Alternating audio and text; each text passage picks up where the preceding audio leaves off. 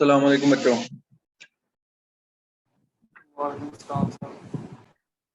वालेकुम अस्सलाम sir.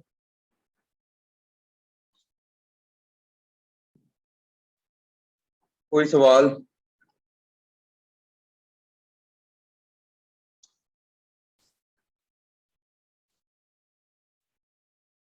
Sir वो एक्सेल शीट आपने शेयर करनी थी।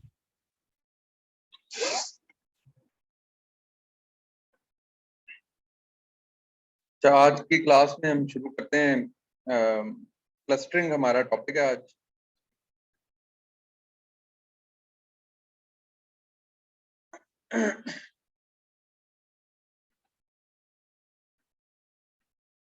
अभी तक जो हमने चीज़ें पढ़ी मशीन लर्निंग में, उसमें हमने सुपरवाइज लर्निंग को बड़ा रिगरसली कवर किया है।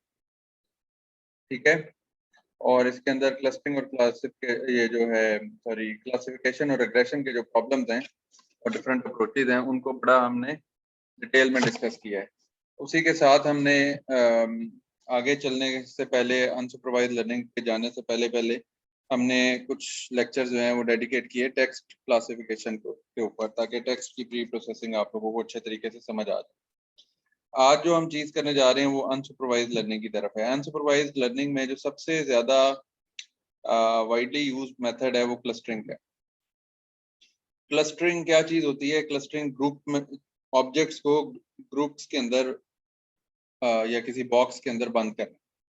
क्लासिफिकेशन और क्लस्टरिंग में क्या फ़र्क है? क्लासिफिकेशन में हमें क्लासेस ऑलरेडी पता होती हैं कि टोटल नंबर ऑफ क्लासेस इतनी है। फॉर एग्जांपल आप कहते हैं कि ग्रेड्स हैं स्टूडेंट्स के, तो आप कहते हैं A, B, C, D और F आएगा।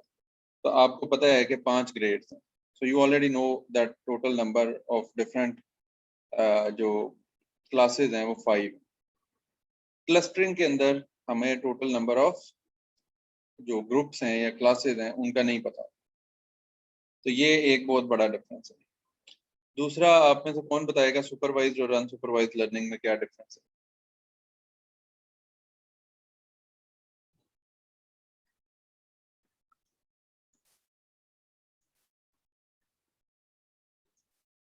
सुपरवाइज्ड और अनसुपरवाइज्ड लर्निंग में क्या डिफरेंस है? सुपरवाइज्ड लर्निंग में डाटा लेबल्ड होता है और अनसुपरवाइज्ड में अनलेबल्ड होता है। क्या चीज अनलेबल्ड होती है अनसुपरवाइज्ड? सर डाटा के मतलब जो क्रॉसपोंडिंग हमारा वाई होता है ना, उसकी हमारे पास वैल्यू शायद नहीं होती। मतलब ठीक है कि गलत है हमें पता नहीं होता उसकी वैल्यू। सुपरवाइज में हमें पता होता है कि ये करेक्ट है। तो ये हम डाटा को स्प्लिट करते हैं 4 हिस्सों में। कितने हिस्सों में? 4। सर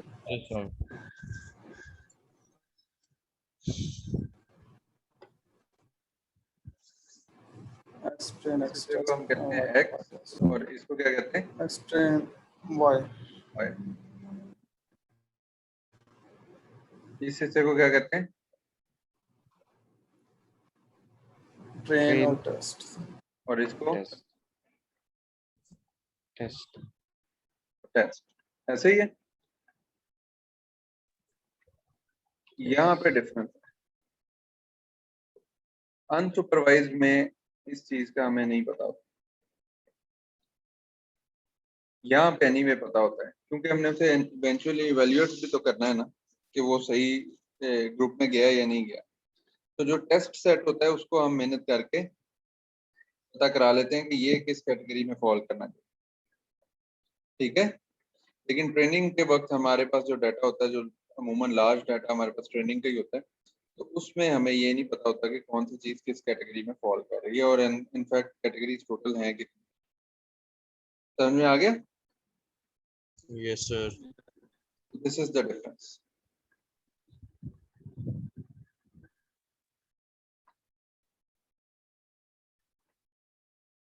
अच्छा, अब हम चलते हैं अपनी आज की अप्रोच की तरफ। के मींस क्लस्टरिंग है। क्लस्टरिंग की कई सारी डिफरेंट टाइप्स हैं। मिसाल के तौर पे जो पहली जो टाइप है वो हम उसे कहते हैं कि ये के मींस एक टाइप है। इसी तरह हायरार्किकल क्लस्टरिंग्स होती हैं। हायरार्किकल क्लस्टरिंग क्या होती है कि सारे के सारे वो 2 तरह से होती है, बॉटम अप और टॉप डाउन। टॉप डाउन में क्या मतलब है कि सारी चीजों को सारे ऑब्जेक्ट्स को एक ही ग्रुप में क्लस्टर करते हैं और फिर उसके बाद उसे hierarchically one after the other tree की फॉर्म में ना छोटे छोटे ग्रुप्स में डिवाइड करते जाओ। और बॉटम अप का मतलब क्या है कि हर ऑब्जेक्ट को एक अलग क्लस्टर में डाल दो और फिर उनको कंबाइन कर करके ऊपर चलते जाओ और क्लस्टर्स बनाते जाओ तो सिमिलर ग्रुप्स ऑब्जेक्ट्स हैं और फिर किसी एक जगह पर रुक जाओ। तो टॉप डाउन और बॉटम अप दोनों हायरार्किकल क्लस्टरिंग की दो मैनिफेस्टेशन। इनको हम बाद में पढ़ेंगे अगर वक्त मिला तो। आज के इस क्लास में हम जो चीज पढ़ने जा रहे हैं वो है के मीन्स। ये हमारे पास डाटा ऑब्जेक्ट्स हैं, ये आपको नजर आ रहे हैं Yes. Grey colour. इनको अगर हम क्लस्टर्स में या ग्रुप्स में डिवाइड करना चाहें तो हमें ये लग रहा है कि इस डाटा को अगर सेंसिबली किया जाए तो एक ये ग्रुप है, एक ये है और एक ये है। तो ये इस तरह से 3 डिफरेंट ग्रुप्स में ये कन्वर्ट हो जाने चाहिए जब इनके ऊपर क्लस्टरिंग एल्गोरिथम लगाया जाए। तो इसी चीज को हम कहेंगे कि ये अच्छी क्लस्टरिंग होगी। अब ये क्लस्टरिंग की कैसे जाती है? इसके अंदर पहली बात ये है कि हम ये तयन करें कि हमने कितने क्लस्टर्स बनाने हैं, total number of clusters. For example इस डाटा को अगर हम देखें तो हमें ये नजर आ रहा है कि ये 3 क्लस्टर्स इसके अंदर बनने चाहिए। तो वो हमें ठीक लगेगा कि यार ठीक है ये 3 क्लस्टर्स हम बना रहे हैं।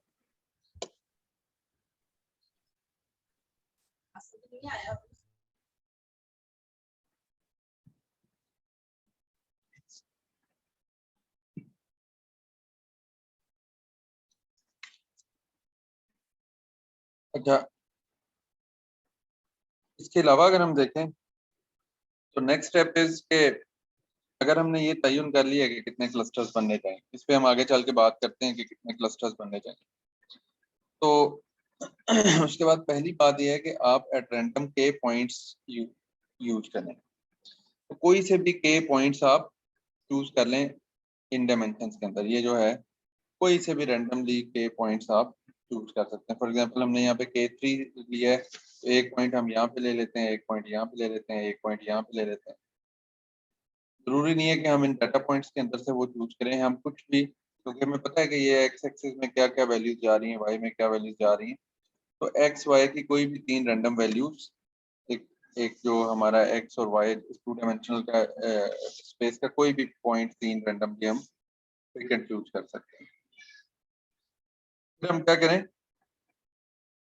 तमाम के तमाम पॉइंट्स जो है ना उसको नियरेस्ट वाले से मिला दें। फॉर एग्जांपल जो यहाँ पे चूज किया तो ये सारे उसके करीब आ जाएंगे, जो यहाँ पे चूज किया ये सारे उसके करीब होंगे और जो यहाँ कहीं चूज किया ये सारे उसके करीब होंगे। तो जो जिसके नजदीक है, जो पॉइंट हमने इनिशियल चूज किए थे उससे अपने डाटा पॉइंट्स को आप कनेक्ट कर दें।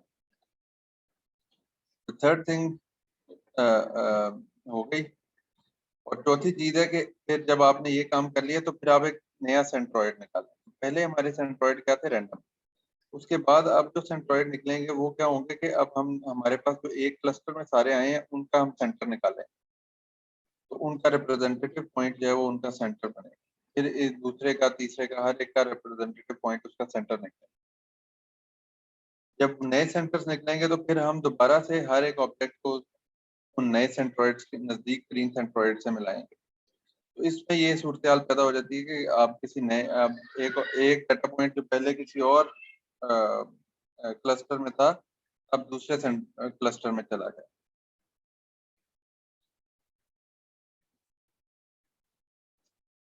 इसकी एग्जांपल अगर आप ये देखें तो ये हमें यहाँ पे लग रहा है कि इसके अंदर ये जो डाटा है इसके अंदर 2 क्लस्टर्स हैं, एक यहाँ पे ये वाले नीचे वाले और एक ये दूसरे वाला। अगर हम इस पे अपना जो अभी हमने 5 स्टेप फॉर्मूला ये वाला सारा लिया है तो हमने स्टेप नंबर 1 पे क्या किया था कि नंबर ऑफ क्लस्टर चूज करने थे, तो हमने कहा कि 2 क्लस्टर।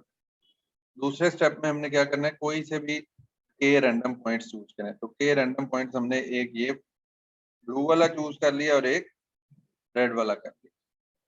जब ये ब्लू और रेड वाले 2 पॉइंट्स हमने नोट कर लिए तो अब हमने क्या करना है, जो ब्लू के नजदीक डाटा पॉइंट्स हैं उनको ब्लू से असाइन कर देना है और जो रेड के करीब है उनको रेड असाइन कर देना है। आप ये देख रहे हैं कि ये जो 2 पॉइंट्स हैं ये डाटा पॉइंट्स नहीं है, ये हमने खुद रैंडमली कोई से 2 पॉइंट्स चूज कर लिए हैं जिनसे हमने स्टार्ट ले लिया। अब क्या करें, अब इसका एक तरीका, आसान तरीका, तो एक तरीका ये है कि हम हर एक का डिस्टेंस कैलकुलेट करें। इस पॉइंट का और इस पॉइंट का, इस पॉइंट का और इस पॉइंट का डिस्टेंस कैलकुलेट करें और फिर जो जिसके नजदीक है उसको असाइन कर दें। दूसरा तरीका क्या है कि आप इन दोनों के दरमियान एक स्ट्रेट लाइन लगाएं और स्ट्रेट लाइन को परपेंडिकुलर बाइसेक्ट करें। तो ये जो लाइन है, ये जो लाइन हमें इस वक्त नजर आ रही है दोनों के दरमियान स्ट्रेट लाइन और परपेंडिकुलर लाइन, ये लाइन पे जितने भी पॉइंट्स हैं वो इन दोनों से इक्वी डिस्टेंट है। रेड और ब्लू बॉक्स से ग्रीन लाइन जो है उसका हर पॉइंट इक्वी डिस्टेंस है। फॉर एग्जांपल अगर मैं जहाँ माउस है इस वक्त, ये जो पॉइंट है ये रेड से भी उतना ही डिस्टेंट है जितना कि ये ब्लू से है। This is how we keep on going. तो इसमें हमें ये नजर आ रहा है कि ये वाले जो नीचे वाले सारे पॉइंट्स हैं ये रेड हो जाने चाहिए और जो इस लाइन से ऊपर सारे पॉइंट्स हैं वो क्या हो जाने चाहिए, ब्लू हो जाने चाहिए। तो ये कुछ इस तरह की चीज इसमें फॉर्मुलेट कर। ठीक हो गया? यहाँ तक कोई सवाल है किसी का तो आप पूछिए। No sir.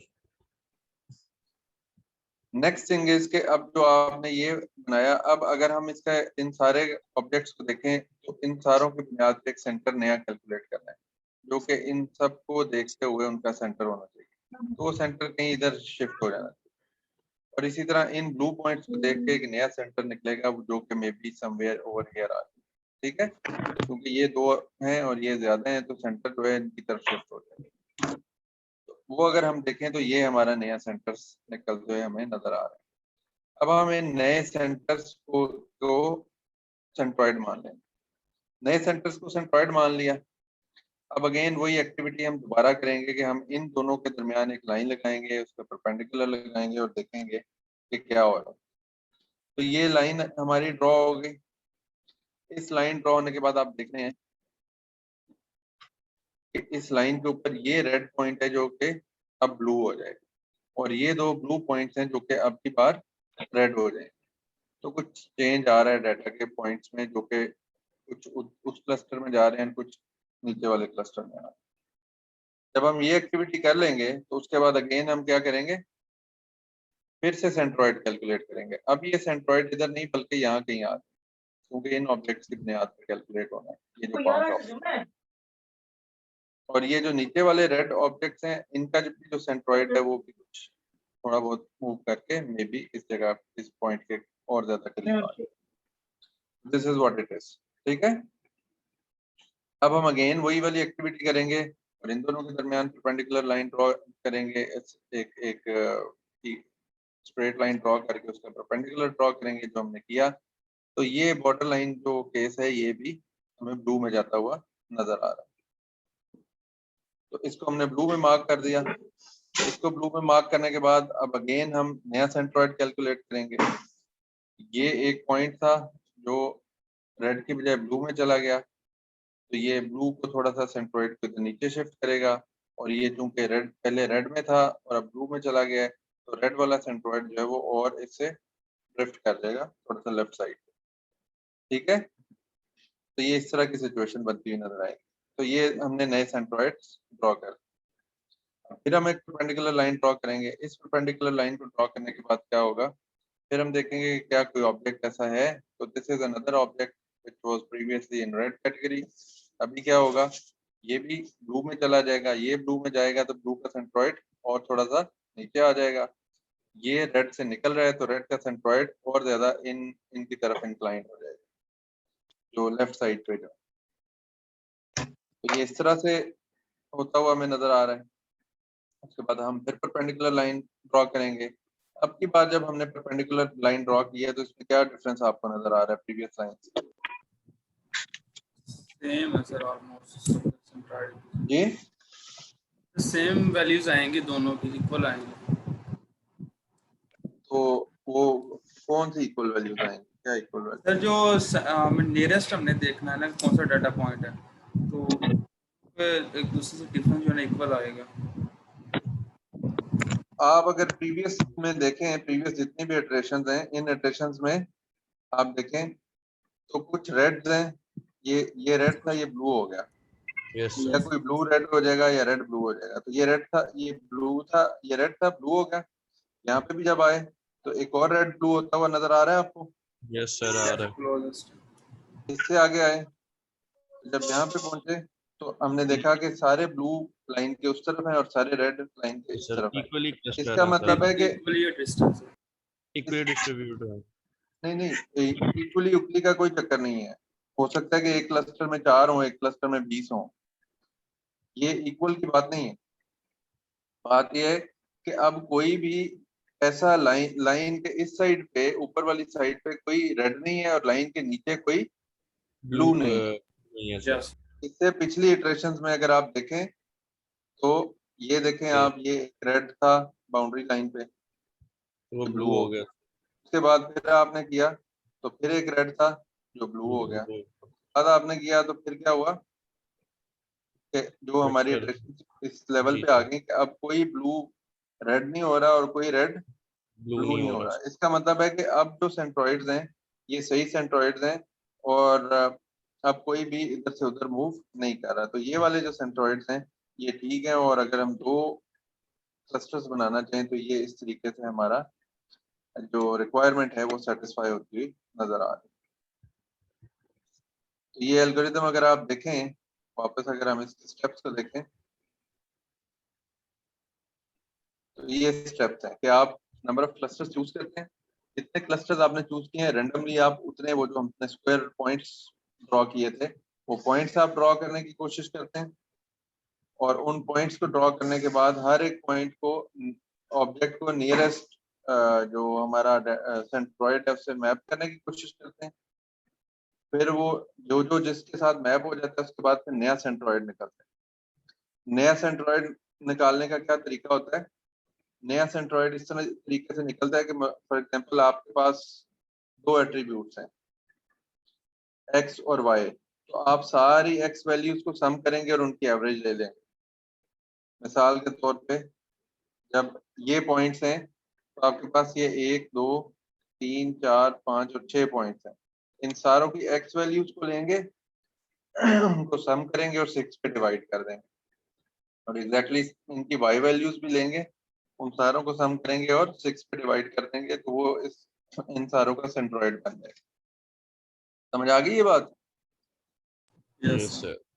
वैसे तो हमें ये डब्बा नजर आ रहा है तो आप कहेंगे जी हम डब्बा ड्रॉ करते हैं, तो डब्बा तो नहीं है। असल बात तो ये है कि ये box is actually pointing to some say it's a typical point in this Cartesian space.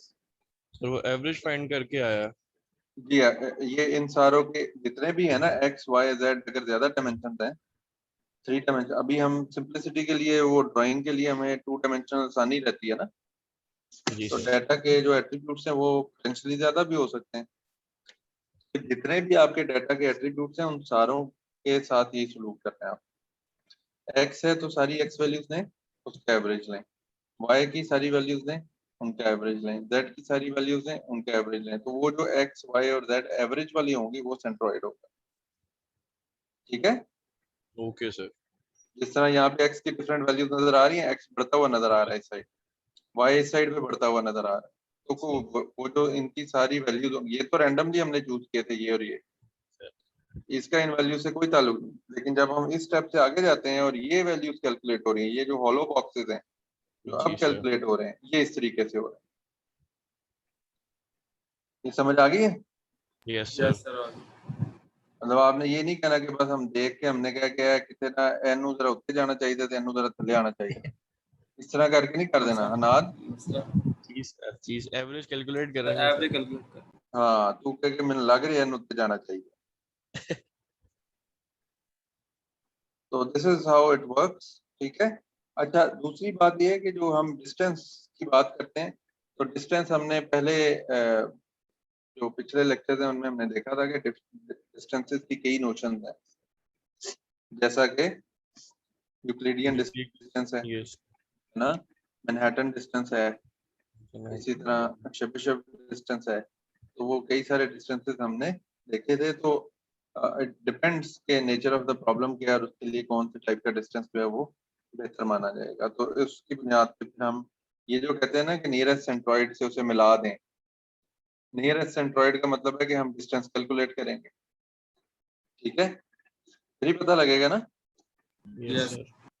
कि नियरेस्ट कौन सा है। तो वो जो नियरेस्ट की नोशन है वो इन टर्न डिस्टेंस से ही ड्रिवन है, कम डिस्टेंस तो नियर, ज्यादा डिस्टेंस तो फार।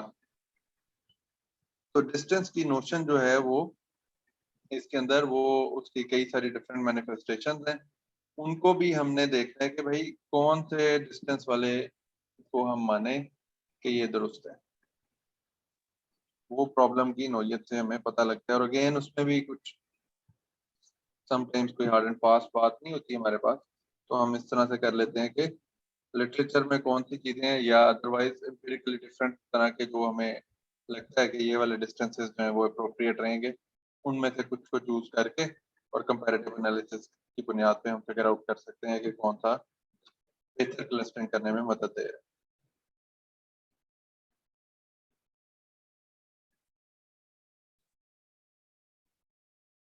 तो ये हमारे फाइनल क्लस्टर जो है इस तरीके से बनते हुए हमें नजर आ रहा है। अच्छा, इसके अंदर एक प्रॉब्लम होता है, वो प्रॉब्लम क्या होता है? Random initialization trap. कौन बताएगा ये क्या है?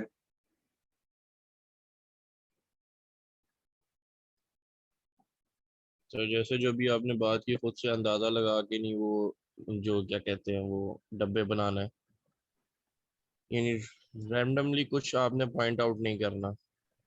नहीं, ये जो है ये इन स्टेप्स को अगर आप पढ़ें तो स्टेप नंबर 2 से रिलेटेड है ये, सेलेक्ट एट रैंडम के पॉइंट्स। कौन से पॉइंट हम सेंट्रोइड सेलेक्ट करने हैं?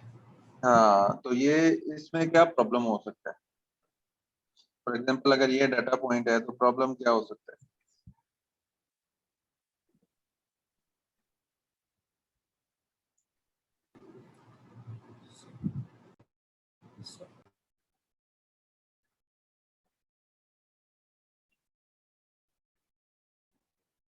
तो जो इनिशियली हमने जो रैंडमली डाटा पॉइंट्स चूज करने हैं ना, वो इन्फ्लुएंस करते हैं हमारे फाइनल रिजल्ट को।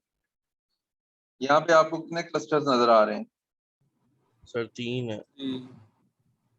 ठीक है, इसका मतलब है हमें 3 डाटा पॉइंट्स अगर हम चूज कर लें इनिशियली रैंडम से तो हमारा मसला हल हो जाना चाहिए, है ना। Yes sir. अब ये 3 पॉइंट्स हमने चूज किए और मोर और लेस हमें नजर आ रहा है कि ये डाटा पॉइंट सारे के सारे अपने अपने सेंट्रोइड के करीब हैं। थोड़ी बहुत एडजस्टमेंट के साथ एक दो इटरेशन चलेंगी और पता लगेगा कि मसलन फॉर एग्जांपल अगर मैं इसके और इसके दरमियान लाइन ड्रॉ करूं तो कुछ ऐसी आएगी, इसके और इसके दरमियान करूं तो कुछ ऐसी आएगी, इसके और इसके दरमियान करूं तो एक और आएगी। उन तीनों लाइंस को अगर मैं देखूं तो शायद सारे के सारे डाटा पॉइंट्स ऑलरेडी अपनी जगह पे,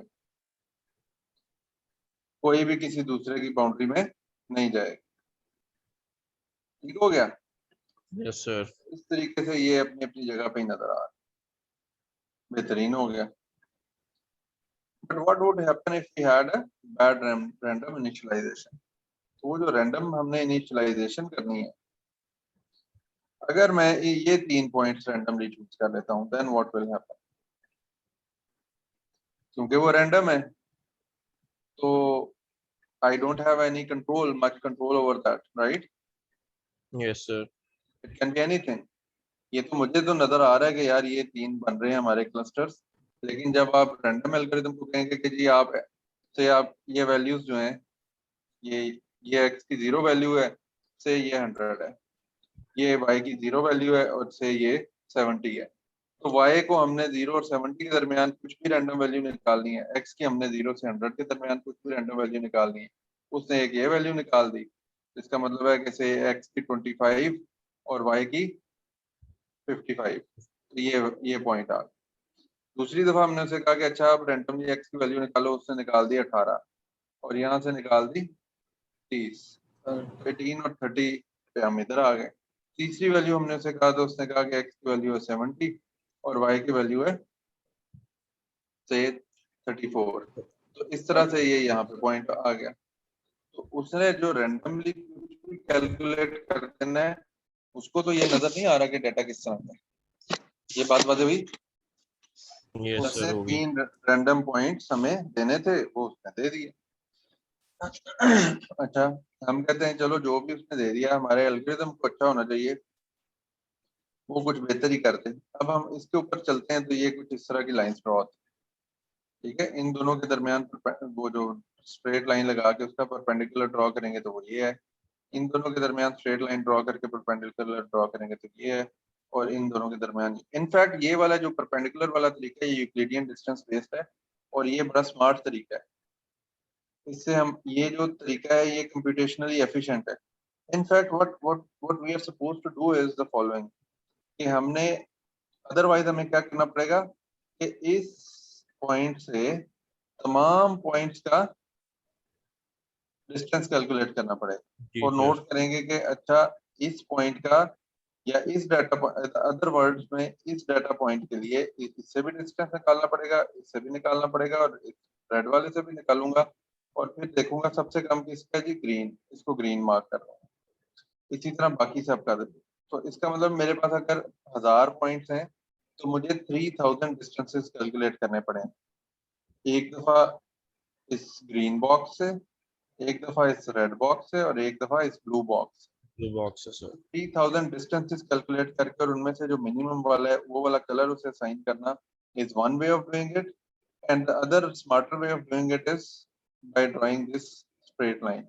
ये स्ट्रेट लाइन ड्रॉ करो, इसके दरमियान ये ड्रॉ करो, इन दोनों के दरमियान भी स्ट्रेट लाइन ड्रॉ करो, उसका परपेंडिकुलर, इन दोनों के दरमियान भी स्ट्रेट लाइन और उसका perpendicular. This will automatically define the boundaries. तो ये जो बाउंड्रीज डिफाइन हो गई हैं, इनसे मुझे पता लग गया कि ये सारे ग्रीन है, ये सारे रेड हैं और ये सारे ब्लू हैं। तो अगर मैं सिर्फ सेंट्रॉइड, इसमें मैंने डाटा ऑब्जेक्ट तो देखा ही नहीं, बस मुझे उसके बाद क्या करूंगा, मैं एक डाटा ऑब्जेक्ट को सिर्फ ये देखना है कि कौन सा डाटा ऑब्जेक्ट इस और इस लाइन से इधर है, उसको ग्रीन कर देना है। देखना तो पड़ेगा डाटा ऑब्जेक्ट्स को, लेकिन जो डिस्टेंसेस की कैलकुलेशंस है वो नहीं करनी पड़ेगी। ये बात समझ आई? यस। एफिशिएंसी कैसे आ रही है इस मेथड से? दोनों का logical answer in the end same ही आएगा, लेकिन ये जो दोनों के दरमियान स्ट्रेट लाइन ड्रॉ करके परपेंडिकुलर ड्रॉ कर रहे हैं और उसकी बुनियाद पे जो लाइंस बन रही हैं उसके हिसाब से कैटेगराइज करना और क्लस्टर असाइन करना, that is far more smarter and efficient as compared to calculating the difference or distance of each data point with all possible centroids. And interestingly जितने ज्यादा हमारे सेंट्रॉइड्स होंगे उतने ही ज्यादा डिस्टेंसेस फिर हमें कैलकुलेट करने पड़ेंगे। यहाँ पे 3 क्लस्टर्स हैं तो 3 से, अगर 8 क्लस्टर्स होंगे तो 8 से डिस्टेंस कैलकुलेट करना पड़ेगा। तो ये वाली जो हमारी लाइंस हैं ये हमें बहुत आसानी दे देती हैं डिसीजन मेकिंग, एक इटरेशन को तेजी से कर देती हैं। क्लियर? यस। Yes sir. तो ये क्लोजेस्ट सेंट्रॉइड को हमने असाइन कर दिया और फिर नए सेंट्रॉइड्स कैलकुलेट किए। नए सेंट्रॉइड्स कैलकुलेट किए तो कुछ इस तरह से बने। अब फिर से हमने लाइन ड्रॉ की, लाइन ड्रॉ की तो हमने देखा कि कोई भी इधर उधर मूव नहीं कर रहा, ठीक है, ये इस तरह से था ना, ये बना था। उसके बाद हमने नए सेंट्रॉइड्स कैलकुलेट किए तो ये जो नए बॉक्सेस आ रहे हैं, these are the new centroids. इन न्यू सेंट्रॉइड्स के बाद हमने जब उनकी बाउंड्रीज ड्रॉ की तो बाउंड्रीज ड्रॉ करने के बाद all the reds are still in red, all the blues are still in blues, और greens are with the greens. Green. So that sums it up. हमारा clustering algorithm कहता है कि we are done with that. तो ये इस तरह की इसने clustering कर, जबकि हम जब इसी डाटा को जब हमने ओरिजिनली देखा था तो हम कह रहे थे कि ये लेफ्ट साइड वाला एक्चुअली एक बड़ा क्लस्टर है जो इस वक्त 2 छोटे में नजर आ रहा है, और राइट साइड वाले 2 छोटे क्लस्टर हैं जो इस वक्त एक बड़ा क्लस्टर नजर आ रहा है। ठीक है, ये बात वाज़ेह हुई? Yes sir. So random initialisation जो है वो हमें गड़बड़ की तरफ ले जा सकती है। ठीक है, तो दिस इज वन थिंग। इसके लिए फिर सोल्यूशन क्या है? के मींस प्लस प्लस, जिस तरह सी प्लस प्लस है ना, सी के बाद जी सर। ये नहीं है, है सर। हाँ, इसी तरह के मींस के बाद के मींस प्लस प्लस है। ये कुछ इसी तरह का काम करता है। एक एक हमारा है एवोल्यूशनरी, ये जो है हमारे एवोल्यूशनरी एल्गोरिथम ही कह लें, उसमें उसको कहते हैं रैंडम रीस्टार्ट हिल क्लाइंबिंग। तो उसमें हम क्या करते हैं कि वो एक रैंडम स्टार्ट नहीं लेते बल्कि मल्टीपल रैंडम स्टार्ट ले लेते हैं और उसकी बेस पे जो सबसे अच्छा परफॉर्म कर रहा होता है फिर वो उसको अपना मेन पॉइंट मान लेते हैं, बजाय इसके के किसी एक पे ही रिलाई करें। तो जब हम इस तरह से ये जो अप्रोच है ये, क्योंकि जिस पे भी इसने स्टार्ट ले लिया इसने उसके मुताबिक चलना है, तो हम मल्टीपल स्टार्ट्स अगर ले लें तो उनमें से जो सबसे अच्छा परफॉर्म कर रहा होगा हम उस वाले को कंसिडर कर लेंगे। तो ऑब्वियसली वो फिर उसके अंदर इस तरह की जो स्मार्टनेस है वो नेचुरली इसके चांसेस बढ़ जाते हैं कि वो अच्छा है, कोई ना कोई तो ऐसा सेट मिल जाएगा इनिशियल सेंट्रोइड्स का जो कि अच्छे वाला होगा। जिस तरह ये हमारा ये इनिशियली जब हमने इसको देखा प्रॉब्लम को, तो हमने कहा कि यार इसके ये क्लस्टर्स बन रहे हैं और ये इनिशियल सेंट्रोइड्स इसके अगर हो जाए तो क्या ही जबरदस्त बात है। यही बात की थी ना हमने कि ये हमारे 3 क्लस्टर्स इस तरह से बन रहे हैं। तो एक अच्छा चांस है कि हम इसको काफी दफा करेंगे तो उसमें there is a good chance कि इस तरह वाली पोजीशन भी हमारी बनती हुई नजर आ जाएगी। जरूरी नहीं कि वो एग्जैक्टली इसी जगह आए, इस रीजन में कहीं भी आ जाए एक पॉइंट, इस रीजन में कहीं भी आ जाए दूसरा पॉइंट, और इस रीजन में कहीं भी आ जाए तीसरा पॉइंट। इसके चांसेस जो हैं वो बढ़ जाते हैं जब आप रैंडमली इस चीज को बार बार करने की कोशिश करते हैं। So this is what K means plus plus tries to do.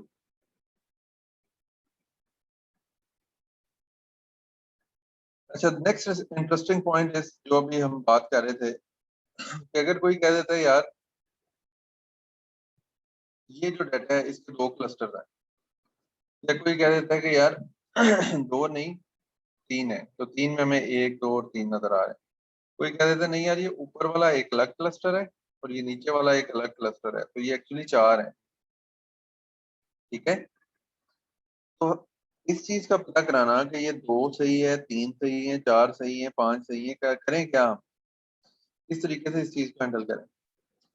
तो इंटरेस्टिंगली मतलब विजुअलाइजेशन से थोड़ा बहुत तो हमें आइडिया हो सकता है, but at the same time इसका कोई सोफिस्टिकेटेड मेथड होना चाहिए, क्योंकि डाटा 2 डायमेंशनल नहीं होता हमेशा। डाटा तो हायर डायमेंशन में चला जाता है और हायर डायमेंशन में डाटा को प्लॉट करके तो करने की जो हमारी पॉसिबिलिटीज हैं कंप्यूटेशनली वो बड़ी कम है। और वो विजुअलाइजेशन अगर हो भी जाए तो उस विजुअलाइजेशन से अंदाजा लगाना कि इसके कितने क्लस्टर बनाएंगे वो अगेन हमारी समझ में नहीं आता। ये बात समझ आई है? हायर डायमेंशन को अव्वल तो प्लॉट ही नहीं किया जा सकता बहुत ज्यादा हायर डायमेंशन को, तो जितनी को प्लॉट किया जा सकता है उसमें भी उसको समझ के उससे फिगर आउट करना कि कितने क्लस्टर्स बनाएं या कितने ग्रुप्स में से डिवाइड करें, that is not trivial.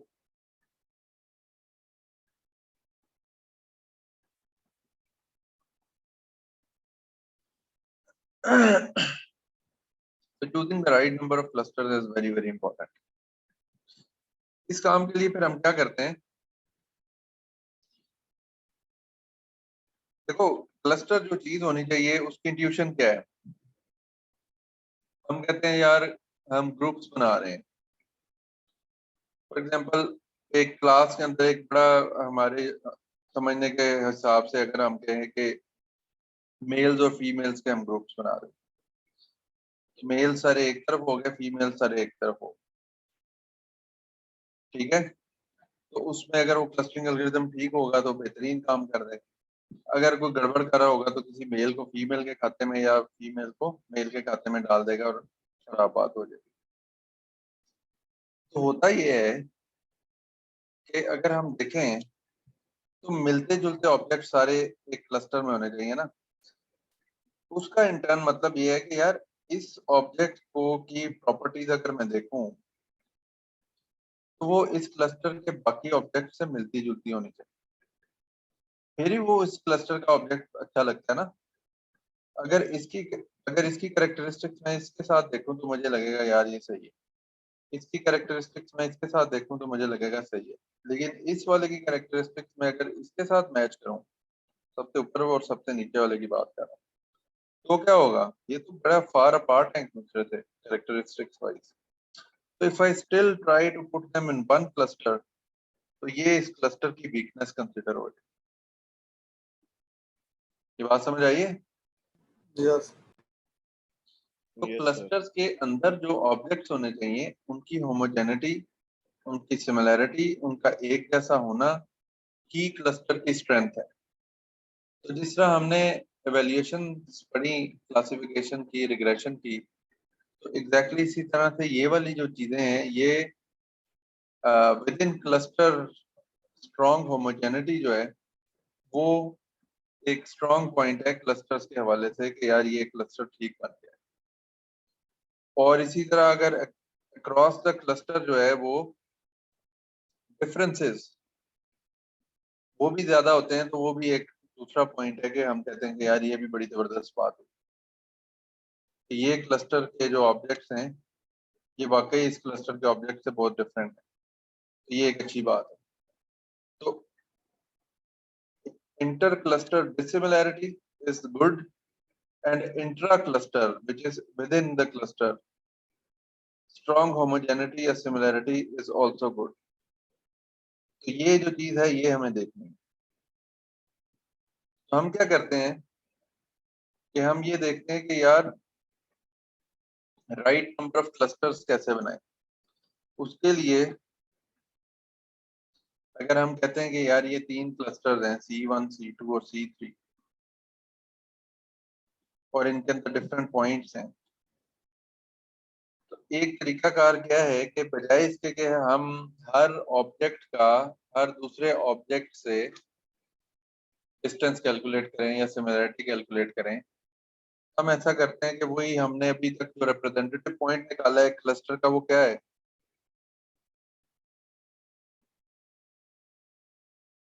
Sir अगर हमने इस होमोजीनियसली। पूरे क्लस्टर को किसी एक चीज से रिप्रेजेंट करना हो तो वो क्या चीज होगी? इसमें सेंट्रॉइड होगा। वो उसका सेंट्रॉइड ही होना चाहिए। गुड।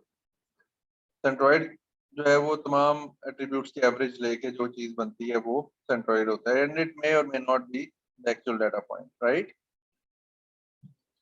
अच्छा, ये जो सेंट्रॉइड है ये इस क्लस्टर का रिप्रेजेंटेटिव है। तो हम ऐसा करते हैं कि हर एक ऑब्जेक्ट का सेंट्रॉइड से डिस्टेंस कैलकुलेट करते हैं तमाम क्लस्टर्स के लिए। वो जो डिस्टेंस है उसको फिर हम सम अप कर लेते हैं, ठीक है? तो ये कुछ इस तरह की चीज बनती है within cluster sum of squares. तो ये जो डिस्टेंस है इसका हम स्क्वायर ले लेते हैं। ये चीज हमने पहले भी पढ़ी थी रिग्रेशन मॉडल्स की इवैल्यूएशन के अंदर, याद है आपको? सम ऑफ स्क्वायर्स जो था डिस्टेंस का फिर पड़ी थी। वो हमने कैलकुलेट किया था। सम स्क्वायर, सम क्यों करते हैं स्क्वायर्स का, खाली सम क्यों नहीं करते?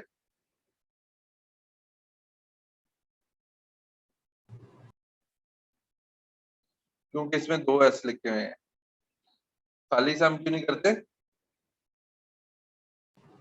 सर इसमें 2 तो अगर एस एक होता तो फिर हम क्या करते? खाली सम करते हैं सर। बस यही बात है। नहीं सर। No sir. तो फिर क्या बात है? बहुत छोर है। ताकि वैल्यू नेगेटिव ना आए सर, इसलिए करते हैं हम सम उस। हाँ ऐसा है सर, वैल्यू नेगेटिव में। आवाज नहीं आ रही, ऊंचा बोलें। सर अगर वैल्यू नेगेटिव, ताकि वैल्यू नेगेटिव ना आए सर। नेगेटिव आ भी जाए हमें कोई फर्क नहीं पड़ता, लेकिन द पॉइंट इज कि कोई वैल्यूज पॉजिटिव आएंगी और कोई वैल्यूज जी सर। नेगेटिव आएंगी। फॉर एग्जांपल सेंट्रॉइड की वैल्यू है 20। अब 34 का जब डिस्टेंस निकालेंगे तो हम कहेंगे 20 माइनस 34, वो आ जाएगा -14। यस जब सर। हम कहेंगे एक और वैल्यू है जो क्या है 18, तो हम कहेंगे 20 माइनस 18, तो वो आ जाएगा 2। तो कोई वैल्यू प्लस की आ रही है, कोई वैल्यू माइनस की आ रही है। तो इसमें क्या होगा, अगर हम सिंपली सम करेंगे तो ये एक दूसरे को कैंसल आउट करना शुरू कर दे। लेकिन अगर कोई -14 दूर पड़ा है या +14 दूर पड़ा है तो वो दूर ही ना, ठीक यस है? सर, तो वो तो इसके लिए या तो हम एब्सोल्यूट वैल्यूज ले सकते हैं, एक बात कि उसके आप साइन उड़ा दें, और दूसरी बात यह है कि हम उसका स्क्वायर ले लें, ठीक है? तो स्क्वायर लेके कोई भी नंबर नेगेटिव नहीं रहता, वो पॉजिटिव ही हो जाता है, अनलेस कि वो कोई कॉम्प्लेक्स नंबर हो, तो हम तो कॉम्प्लेक्स नंबर से डील ही नहीं करते। सो इस सूरत में जो स्क्वायर लेने का पॉइंट है वो ये होता है कि स्क्वायर लेने से एक स्ट्रेंथ और ऐड हो जाती है, पेनल्टी काफी बड़ी हो जाती है, ठीक है, पेनल्टी और जोरों शोर से पड़ जाती है कि 10 अगर डिस्टेंस वैसे 10 आ रहा था, स्क्वायर लेने से 100 आ जाएगा, है ना। अगर सिंपली उसको एब्सोल्यूट वैल्यू लेके चलते हैं तो वो 10 ही रहेगा, लेकिन Yes, स्क्वायर sir. लेने से ज्यादा। तो Double. इसका मतलब ये है कि हम डिस्टेंसेस को थोड़े थोड़ा जो फर्क आ रहा है उसको जरा ज्यादा, जिसको कहते हैं जूम इन करके देखना चाह रहे हैं, तो इससे जूम इन हो जाता है हमारा सारी कैलकुलेशन। ये बात वादे हो गई। और एम्पिरिकली इसको बेहतर कंसिडर किया गया है एज कंपेयर टू के सिंपल आप एब्सोल्यूट वैल्यू ले। ये फॉर्मूला समझ आ गया। Yes, sir. इसमें करना क्या है कि इसके लिए क्या करेंगे, इन तमाम रेड पॉइंट्स का इस सेंट्रोइड से डिस्टेंस निकालेंगे और उसका स्क्वायर ले लेंगे। तो ये लिखा हुआ है पहला कि हर पॉइंट का इसके सेंट्रोइड से डिस्टेंस लो और उसका स्क्वायर ले लो, और जो भी डिस्टेंसेस आते जा रहे हैं सम ऑफ स्क्वायर, वो जो स्क्वायर्स आ रहे हैं डिस्टेंसेस से उनको सम करते जाओ। फिर दूसरे क्लस्टर के लिए भी यही काम करोगे, उसके अंदर जितने पॉइंट्स हैं उसको उसके सेंट्रोइड से डिस्टेंस लेके उसका स्क्वायर लेते जाओ और सम करते जाओ। जब सारे पॉइंट खत्म हो जाएं तो जो आंसर आ जाएगा वही। और तीसरे क्लस्टर के साथ भी यही सलूक करो। तो ये इस आप अब अपने अंदर एक कॉन्फिडेंस आपने लेके आना है। वो कॉन्फिडेंस ये है कि अगर इस फॉर्म में कोई चीज लिखी हो तो भाग नहीं जाना कि यार ये क्या आ गया, ये तो बड़ा अजीबोगरीब फॉर्मूला आ गया, भाग जाओ निकल जाओ, ये तो मुझे समझ ही नहीं आ सकता। तो इस तरह की आपने बात नहीं करनी। चीजें इतनी मुश्किल भी नहीं होती जितनी वो अपेरेंटली नजर आ रही होती। सो दिस इज इट, ठीक है। तो ये तीन थे, हर एक का ग्रीन वाले स्क्वायर से डिस्टेंस लेंगे और उसको सम ऑफ स्क्वायर करते जाएंगे। ये जो सेंट्रोइड है इसका इन पॉइंट से करेंगे और ये वाला सेंट्रोइड का रेड पॉइंट से करेंगे। और हमें ओवरऑल पूरे की पूरी इस क्लस्टरिंग की जो सेटिंग है, ये वाले जो हमारे सेंट्रोइड्स जिस भी तरीके से बने और उनके कन्वर्जेंस हो गई, जो फाइनल कन्वर्जेंस है उसके बाद की हम बात कर रहे हैं, तो ये इसका within cluster sum of square data निकल आया। ठीक हो गया जी। Yes Yes, sir. ये क्या हो रहा है इस स्लाइड में क्या हो रहा है? इसने एक ही क्लस्टर बना दिया सर। एक ही क्लस्टर बना दिया सारा। जगह तीन नहीं बनाते, हम कहते हैं कि एक ही क्लस्टर है, Yes, sir. ठीक है। तो एक अगर हम दो एक्सट्रीम्स पे जाएं तो वन एक्सट्रीम इज के हम कहें कि यार ये सारे डाटा पॉइंट्स एक ही, ठीक है, एक जैसे ही हैं, मिलते जुलते हैं, कोई चक्कर ही नहीं कि कोई फर्क हो। तो there is just one cluster. उसके लिए तो कोई कैलकुलेशन करने की जरूरत नहीं है, एक ही चीज कैलकुलेट करने की जरूरत है और वो है सेंट्रोइड, सेंट्रॉइड। है ना। Yes, centroid sir. आपको बता दिया कैसे निकलना है, Yes, sir. यस कैसे वाला? सर ये मतलब डिस्टेंस जितने लेके एवरेज निकालनी है। ये सर डिस्टेंस लेके एवरेज निकाल लेंगे। सेंट्रोइड कैसे निकालना है? सर तो जी फिर जितने एक्स सम हैं करेंगे। उनको सम करके उसकी एवरेज निकालनी है, जितने वाइज हैं उसको सम करके उसकी एवरेज निकालनी है। सर इस तरह जितनी सेंट्रोइड भी निकलेगा। डायमेंशन हैं, जितने यस हर एक ऑब्जेक्ट का एक्स वैल्यू लेंगे, इसकी भी एक्स वैल्यू सारों की एक्स सर, वैल्यू लेंगे, जिससे टोटल 30 है, तो सारों को सम करके 30 पे डिवाइड कर दें। डिवाइड कर देंगे। इसी तरह इन सारों की वाई वैल्यूज लेंगे, उन सारों को सम करके 30 पे डिवाइड कर देंगे। वो जो आंसर आएगा वो वाली एक्स वैल्यू और वो वाली वाई वैल्यू जो है वो हमारा सेंट्रोइड का है। सेंट्रोइड होगा। और जितने हायर डायमेंशन में चले जाएंगे उतना ही यही काम ही करते जाएंगे, कुछ भी और नहीं करना। ये समझ आ गई है? Yes sir. Yes sir. फिर हम कहते हैं कि अच्छा दो क्लस्टर बनाते हैं। दो क्लस्टर बनाए तो वो कुछ इस तरह के बने, ठीक है। तो दो क्लस्टर्स में अगेन इनका वो सम ऑफ स्क्वायर देंगे। अब इसका ज्यादा आएगा WCSS या इसका?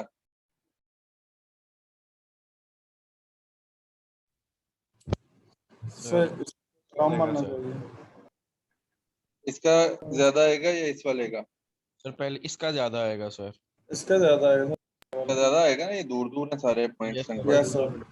है ना। Yes sir. Yes sir. ये नजदीक नजदीक है उसकी निस्बत।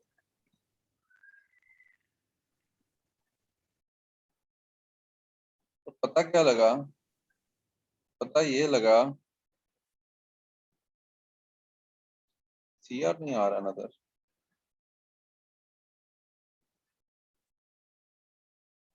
एंड पे आता है मुझे लगता है ना। सर अरकम प्रेजेंट है। किधर है सर मैं इधर ही हूँ। CR किधर है यार। सर आपको आवाज आ रही है? अरकम है, हाँ अरकम अच्छा शरारती सीआर मैं नहीं है। था, सीआर कोई और था, सीआर कोई और था। नहीं तू ही है भाई अब। अच्छा तो अरकम जो है वो शरारती बच्चा है। अरकम ने कहा कि लो जी मैं एक ऐसा हल निकालने लगा हूँ कि WCSS जो है ना इसको फारिग करा दूंगा मैं। तो अरकम ने क्या सोचा,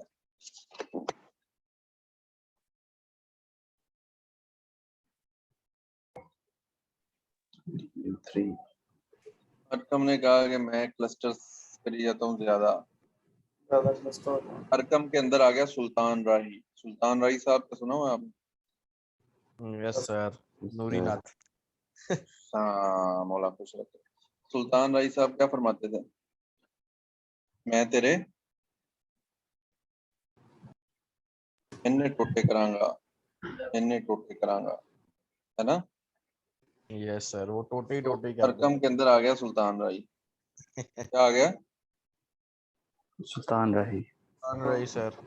इसने डाटा के इतने टोटे किए, इतने टोटे किए कि हर एक जो डाटा पॉइंट है वो एक अलग ही इसका क्लस्टर क्लस्टर बना। बना दो।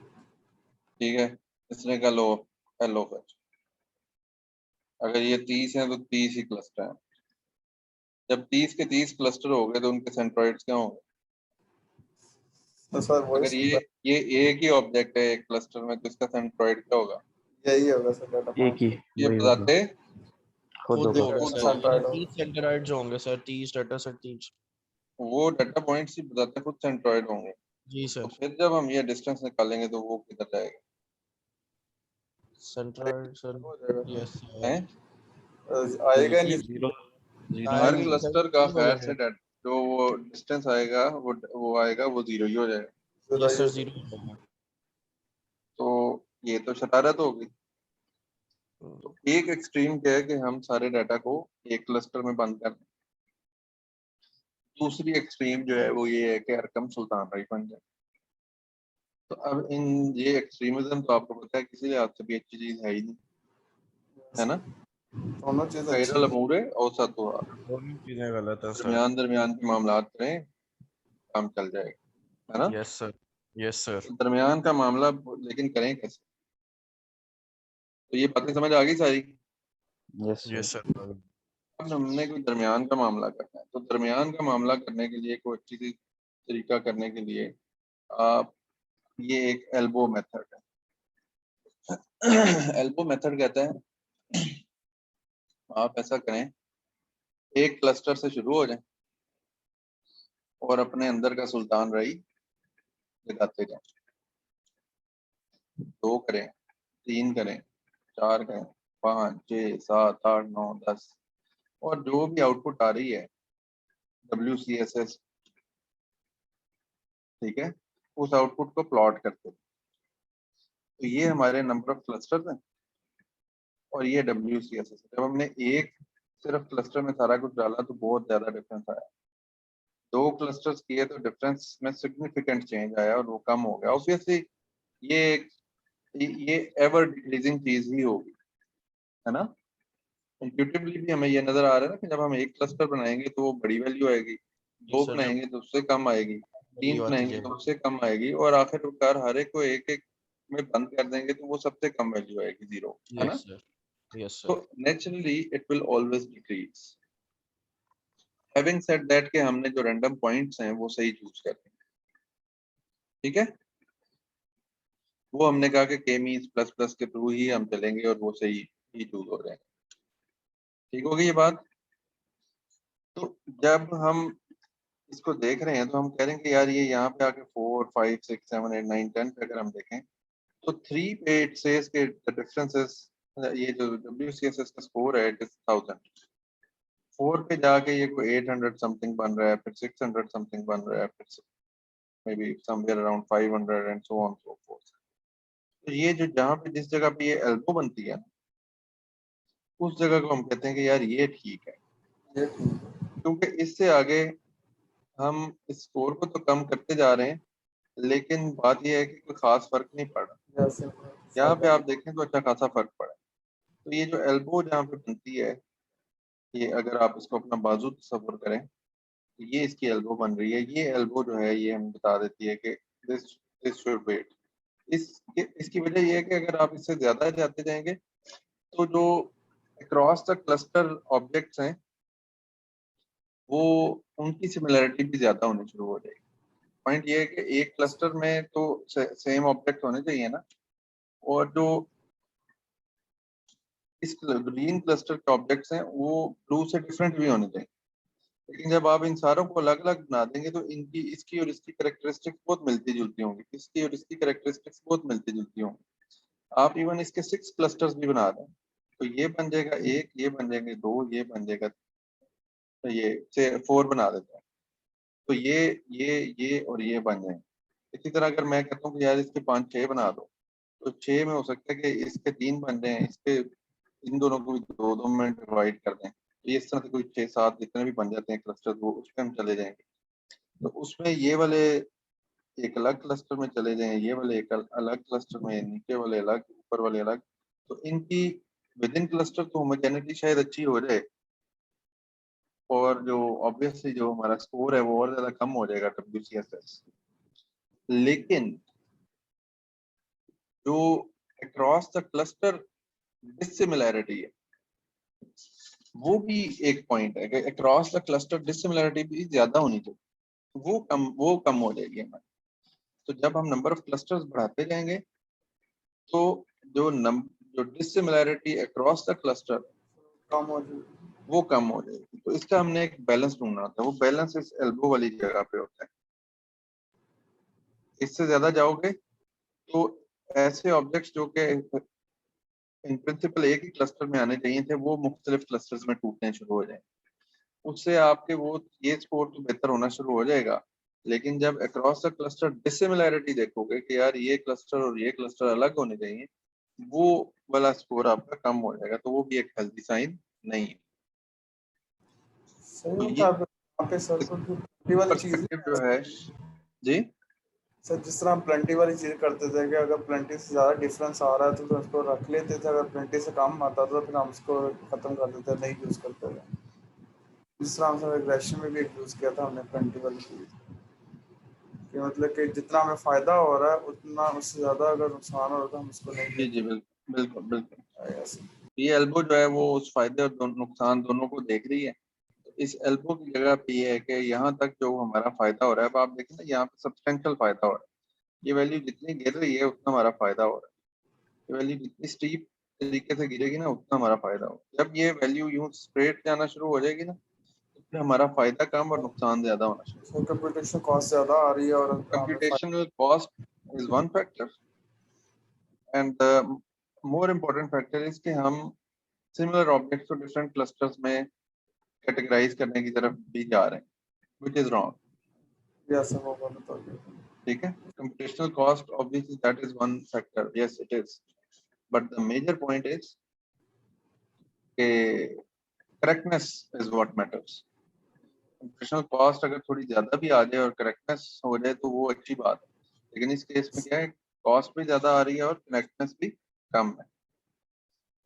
एल्बो जहाँ पे बन रही है दैट इज द बेस्ट है।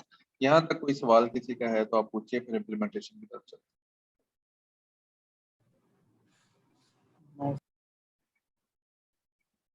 ओके, तो इसके लिए जो डाटा है वो मार्केट का डाटा है। इसके अंदर कस्टमर्स हैं, कस्टमर के जेंडर्स हैं, एज है, एनुअल इनकम है और स्पेंडिंग स्कोर है। तो एनुअल इनकम जो है वो थाउजेंड्स ऑफ डॉलर्स में है और स्पेंडिंग स्कोर जो है वो स्कोर ने खुद कैलकुलेट किया है किसी वेटेड फॉर्मूले के तहत 1 से लेकर 100 तक स्कोर के। मिसाल के तौर पर ये जो आंटी हैं हाँ, जो भी हैं ये बहुत ज्यादा खर्चा करती है, ठीक है, 99 स्कोर है इनका। और ये वाली जो है बाजी, ये भी बहुत ज्यादा खर्चा कर, ठीक है। और ये वाले जो अंकल हैं ये इंतहाई कंजूस है। नंबर 8 पे जाओ, ये बड़ा ही सोच के 6 चक्कर लगा के फिर एक चीज लेके जाते हैं। समझ आ गई इस बात की? Yes, sir. Yes sir. अच्छा, अब इस सारी चीज को अगर हम देखें, ये डाटा कहाँ से आता है? अच्छा, ये आप इस चीज को समझें। आप लोगों ने देखा होगा कि हमारे यहाँ पे भी कुछ स्टोर हैं जो लॉयल्टी कार्ड्स देते हैं, और लॉयल्टी कार्ड पे कहते हैं आपके पॉइंट्स इकट्ठे होते रहेंगे और फिर आप इतने पॉइंट्स कर लेंगे तो फिर आपको पॉइंट्स रिडीम कर सकते हैं, कोई आपको वाउचर मिल जाएगा या आप कोई चीज खरीद सकते हैं, फला फला चीज खरीद सकते हैं, एक्सेट्रा एक्सेट्रा, है ना। वो यस सर। लॉयल्टी कार्ड देने से आपको पता है ना, वो एक आपने बात सुनी होगी आजकल डाटा साइंस वगैरह ये मदर साहब पढ़ाते हैं और दीगर लोग, data is the new oil कहते हैं ना। तो डाटा जो है वो इकट्ठा करना, उस और उससे फिर अपने पैटर्न्स फिगर आउट करना और उस डाटा को ऐसे एनालाइज करना कि हम उसे अपने बिजनेस के पॉइंट ऑफ व्यू से अच्छी यूजफुल चीजें कैलकुलेट कर सकें। This is a big thing, right, big big thing. तो इसमें क्या है कि जो लॉयल्टी कार्ड हम देते हैं, उन लॉयल्टी कार्ड से मेन हमारा मकसद ये होता है कि हम ये लोगों को दें और उन्होंने कहा कि भाईजान ये आप शॉपिंग करें और हम आपको इनाम भी देंगे। इनाम देने के चक्कर में क्या कर रहे होते हैं, एक तो वो सब्सटेंशियल शॉपिंग जब कर लेता है तो हमें अच्छा खासा मुनाफा दे चुका होता है, उस मुनाफे में से चलो हम थोड़ा सा फॉरगो भी कर देते हैं कि यार ये लो, ये वाली चीज मुफ्त में ले लो। या 1 लाख रुपए की शॉपिंग के ऊपर जाके हम अगर से कोई 500, 1000, 1500 की कोई चीज दे भी देते हैं तो हम तो 1.5% अपना कंज्यूम कर रहे हैं, ठीक है। तो वो जो 1%, 2% जो अपना हम प्रॉफिट फॉरगो कर रहे हैं, उसके कॉरेस्पॉन्डिंग हमारे पास एक फुल डाटा और पैटर्न उस बंदे की हमने फिगर आउट कर लिया कि ये कौन बंदा है और ये किस तरह की चीजें खरीदता है और कब कब खरीदता है और वगैरह वगैरह, ठीक है। इस तरह की चीजों को हम ऑनलाइन शॉपिंग में भी बहुत ज्यादा इस्तेमाल कर सकते हैं। और ये जो प्रॉब्लम इस वक्त हम देख रहे हैं कि हमने कैटेगराइज करना है लोगों को इस बुनियाद पे कि कौन बंदा क्या किस तरीके से चल रहा है, वो किस वो कंजूसी से कौन खर्च कर रहा है, खुला कौन खर्च कर रहा है, वगैरह वगैरह। इस तरह की चीजों को हमने फिगर आउट करना है। तो ये वाली जो चीज है कि अगर हमने इनको ग्रुप करना है तो इसको हम कैटेगराइजेशन या क्लस्टरिंग की उसमें, क्योंकि हमें पहले से तो पता ही नहीं है कि क्या इसमें बनेगा और क्या तरीका होना चाहिए, कितनी इसकी अब कितनी क्लासेस हम बनाएं ये हमें पता ही नहीं है। एक बंदा कह देता है 2 क्लासेस बना दो, फजूल खर्च और दूसरा क्या होता है, Conjures. किफायत यार। किफायत यार सुने? Yes, sir. यस सर, वो कहता आधी क्लास बना। सर किफायत शायरी सर और होता है, कंजूसी और होता है। उसी तो और हाँ होती है अब, सर। हाँ फजूल खर्च एक बंदा, किफायत यार और बंदा है, और ओके, कंजूस एक और बंदा है? वो तो कहेगा और आधी क्लास है सर। और हनाद जो है वो एक और ही बंदा है, यस सर। ठीक है। तो ये इस तरह से हम, अब मुझे ये नहीं पता कि कितनी कैटेगरीज में इसको डिवाइड करें। 3 तो मुझे ये समझ आ रही है, हो सकता है 3 सही हो सकता है 4 सही हो सकता है 5 सही हो, ये डाटा बताएगा मुझे। एल्बो कहाँ बनती है वो एल्बो हमें बताएगी इन प्रिंसिपल, जो अभी थोड़ी देर पहले हमने एल्बो देखी है ना, वो एल्बो हमें Yes. मेनली बताएगी कि यार कितने इसके अंदर से कैटेगरीज तुम बनाओगे तो ये डाटा सही बन जाएगा। ग्रुप्स ग्रुप्स जो है वो वाकई में उतने उतने होमोजेनियस ग्रुप्स बन जाएंगे जो कि एक दूसरे से वाकई डिफरेंट भी हों। समझ आ गई? Yes Yes. सर। अब ये वो उसी तरह का हमारा वो पीस ऑफ कोड चल रहा है, इसके अंदर हमने वो इसी तरह लाइब्रेरी इंपोर्ट कर ली, डाटा सेट इंपोर्ट कर लिया। 3 और 4 नंबर हमने कॉलम्स ले लिए हैं, तो ये 0, 1, 2, 3 और 4 ये 2 कॉलम्स हमने लिए हैं। जेंडर और एज को हमने फारिग करा दिया। इसकी वजह ये है कि हम जरा थोड़ा सा प्लॉटिंग प्लॉटिंग करना चाहते हैं डाटा की, तो हाई डायमेंशन में प्लॉटिंग जरा मुश्किल और अंडरस्टैंडेबल नहीं होती, तो हम 3 और 4 को ही बस हमने फिलहाल ले ली, ठीक है। Yes sir. अदरवाइज हमें एज को भी लेना चाहिए। सर जेंडर अच्छा, भी होती है, मेल कम खर्च करते हैं। जेंडर भी लेना चाहिए बिल्कुल, एज और जेंडर सारे लेने चाहिए कॉलम अदरवाइज। तो जरा प्लॉटिंग फ्लॉटिंग के हवाले से जरा अंडरस्टैंडिंग के पॉइंट ऑफ व्यू से हम ये समझ रहे हैं। अच्छा ये थोड़ा सा कट रहा है तो इसको आप जरा इग्नोर करें, या इसका मैं स्लाइड शो खत्म कर देता हूँ।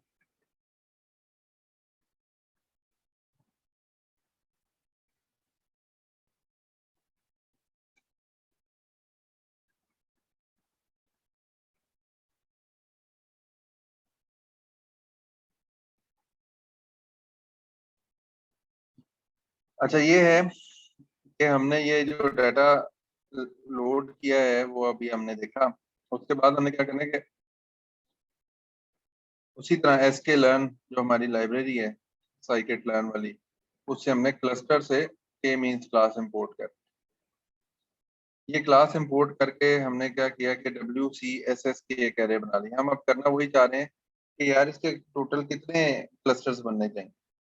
ठीक है, ये जो अभी हमने एल्बो वाली बात देखी है जो आपको यहाँ पे नजर भी आ रही है इस जगह पे, है ना, तो इसको अब हमने प्रोग्राम के थ्रू कैसे फिगर आउट करना है, तो उसका ये पीस ऑफ कोड लिखा हुआ है कि WCSS की एरे को आप इनिशियलाइज करें, बनाएं,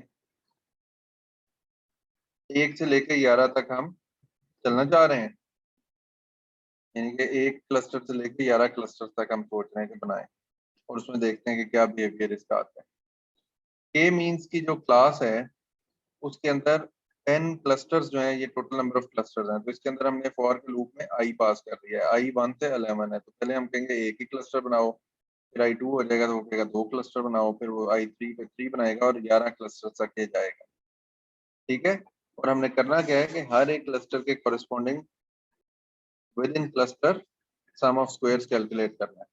जो ये एल्बो वाला ग्राफ है उसके लिए हमें टोटल नंबर ऑफ क्लस्टर्स चाहिए, और हर एक सोल्यूशन के बाद जो within clusters sum of square है वो चीज चाहिए। अच्छा, जो इनिशियलाइजेशन के लिए हम काम कर रहे हैं, तो इनिशियलाइजेशन के लिए हम रैंडम नहीं यूज कर रहे बल्कि क्या यूज कर रहे हैं, के मींस प्लस प्लस। इसकी क्या वजह है कि हम वही चीज चाह रहे हैं कि यार हमारा कोई गलत इनिशियलाइजेशन ना हो जाए, जिससे कि वो जो बायस है, जो कि एक प्रॉब्लमेटिक इनिशियलाइजेशन हो जाती है जिससे गलत गलत क्लस्टर बन जाते हैं, वो वाली चीज अवॉइड हो जाए। मैक्सिमम इटरेशन अच्छा, जब अभी तो हमने ये देखा डाटा को 4-5 इटरेशंस में हमने देखा कि वो डाटा कन्वर्ट होना शुरू हो गया और अब कोई भी ऑब्जेक्ट किसी दूसरे क्लस्टर में नहीं जा रहा। समटाइम्स ये होता है कि क्लस्टर्स की जो कन्वर्जेंस है वो बड़ी मुश्किल होनी शुरू हो जाती है, और हर वक्त जो है ना वो एक एक दो दो ऑब्जेक्ट इधर से उधर से इधर आई जा रहे हैं, तो नंबर ऑफ इटरेशंस बढ़ती जाती हैं, चली जा रही है। तो हमारे पास कन्वर्ज करने के लिए या स्टॉप करने के 2 रूल्स होते हैं। एक रूल वही होता है जो भी हमने देखा कि अब कोई भी डाटा ऑब्जेक्ट किसी दूसरे क्लस्टर में नहीं जा रहा। अब जो लाइंस ड्रॉ हो रही हैं, every object is well in place, इधर से उधर जाने की कोई जरूरत नहीं है। But there can be other possibilities too. We have already made a lot of iterations, but still it's not finalizing things. A couple of data points are still moving here and there time and again. So what should we do actually? In that case, we can restrict the total number of iterations. कि अगर इतनी iterations हो गई हैं, तो उसके बाद भी आप रुक जाएं. So that is what we have set over here. कि after 300 iterations, it should stop.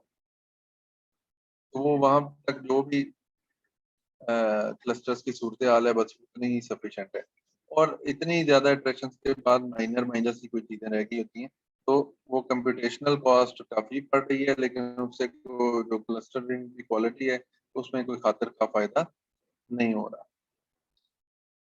और उसके बाद जो है ये n_init है और रैंडम स्टेट है। तो खैर इसको अब हम आगे चलाते हैं। फिट के मींस डॉट फिट किया, अपेंड करते गए, जो उसका इनर्शिया है, ये जो वो हमारे पास आ रहा है ना उसका स्कोर, जो WCSS का स्कोर है, वो के मींस जब ये सारा बन जाता है तो इसका इनर्शिया का जो ये प्रॉपर्टी है, इसके अंदर हर क्लस्टर का जो वो स्कोर है वो पड़ा हुआ होता है। ठीक है, तो ये वाली प्रॉपर्टी को हमने अपेंड कर दिया इस एरे के अंदर।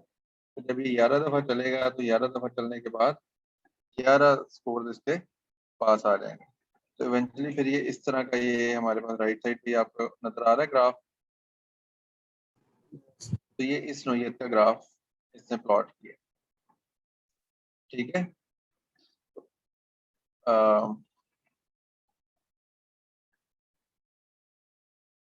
ये जो इसने प्लॉटिंग की है इसके अंदर ये 5 जो है ये अप्रोप्रिएट पॉइंट नजर आ रहा है।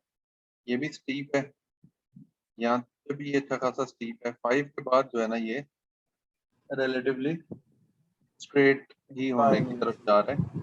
5 seems to be a good cut based on this data, ठीक है। Yes sir. अच्छा 5 को जब हम लेंगे तो फिर ये वाली जो हमारी लाइन है ये एज इट इज चल जाएगी। अब हम क्लस्टर्स को आई करने की बात क्या कर देंगे, की बजाय क्या कर देंगे 5। तो यहाँ पे तो हमने वो काफी सारे करके देखे थे और उसको यहाँ पे प्लॉट कर दिया। अब इन्हीं में से जो 5 वैल्यू थी वो ठीक थी, तो this is the only change that will make to this line. Loop में रखने की ऑब्वियसली कोई जरूरत नहीं है, तो ये हम चीज कर देंगे। और उसके बाद फिट अंडरस्कोर प्रेडिक्ट का मेथड हमने कर दिया। और जब ये वाली चीज हमने की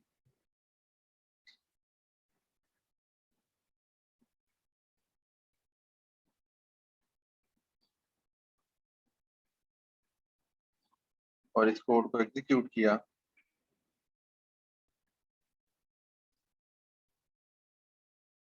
तो हमारे पास कुछ इस तरह का आंसर आ जाए।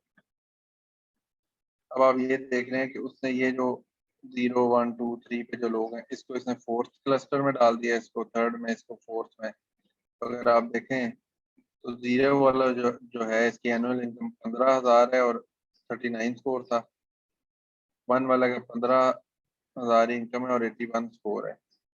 ये भाई बहुत अच्छे हैं स्टोर के लिए, है ना। या हमारे स्टोर से शॉपिंग करते हैं, कहीं और से नहीं करते। इसका 16,000 इनकम है और ये कम शॉपिंग करते हैं। इसके 16,000 और ये 77 करता है। तो ये 3 4 कैटेगरी में हमें नजर आ रहे हैं। और कुछ ऑब्वियसली 1 2 3 4 इस तरह से ये डिफरेंट 5 कैटेगरीज हैं, तो 5 कैटेगरीज में डिफरेंट ऑब्जेक्ट्स हैं वो प्लॉट हुए होंगे। अच्छा अगली चीज ये है कि हम इसको देखें विजुलाइज करने की तरफ अगर आए तो ये विजुलाइजेशन का कोड है, ठीक है। तो इस विजुलाइजेशन से ये सारे के सारे जो है ये इस तरह से ऑब्जेक्ट्स डिफरेंट कलर्स में हमने प्लॉट कर दिए। ये क्या कह रहा है, वही स्कैटर प्लॉट है। इसके अंदर एक्स के अंदर से वाई वाली जो हमारा ये एक्स हमने जो रखा था ये वाला, इसके अंदर से जो वाई के मीन्स इज इक्वल टू 0 वाले जो है जिनको जिनको 0 असाइन हुआ है वो वाले, और उनका कलर क्या करते हैं रेड, और उनको लेबल क्या असाइन करते हैं क्लस्टर 1। तो ये जो 0 वाले हैं इनको जो भी 0 कैटेगरी असाइन हुई थी, 5 हमें ये तो पता है ना कि 5 कैटेगरीज हैं। तो 0 कैटेगरी को हमने ये कर दिया है कि उसको रेड कर दें।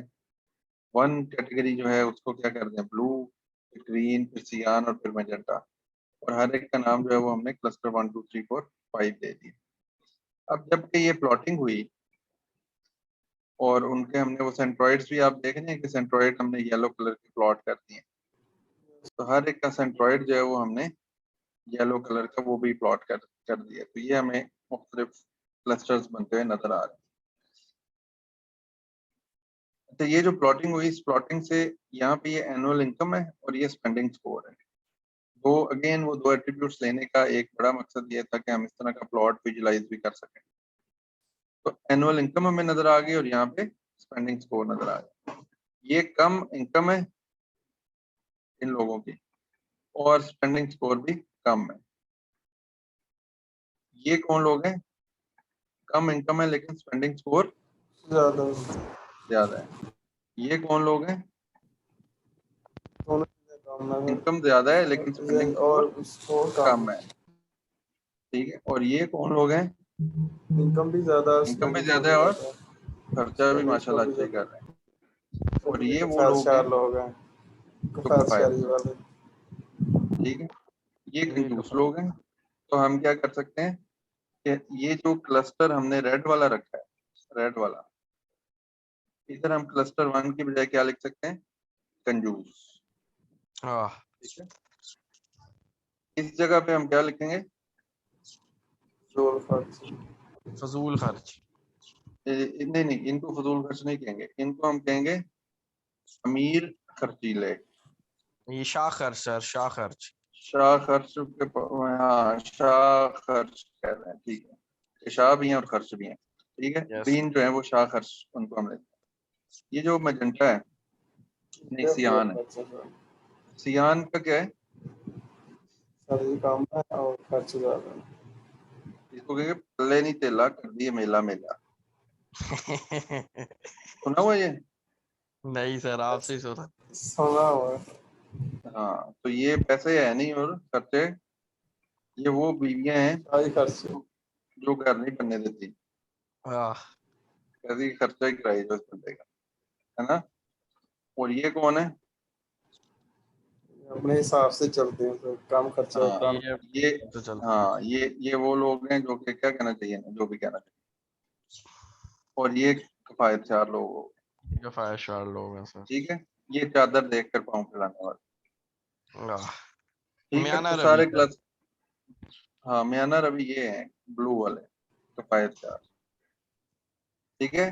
तो ये अब हमने इन सारे क्लस्टर्स के नाम लेबल्स दे। इस विजुअलाइजेशन के बेस पे, क्योंकि हमें तो नहीं ना पता कि इसने किसको 0, किसको 1, किसको 2, 3, 4 किसको किया है ना। तो यस वो जो सर। कैटेगरीज हैं उनकी ये जो प्लॉटिंग है इसकी ग्राफ के ऊपर जब ये विजुअलाइजेशन में नजर आ रहे हैं, तो इससे हम इन क्लस्टर्स के नाम जो है वो सेंसिबली डिफाइन कर सकते सर जो हैं। समझ आ रेड गई बात। और ब्लू ब्लू इकट्ठे हुए, ये मेरे ख्याल से आइट्रेशंस खत्म होने के बाद इसको छोड़ दिया था यहीं पे।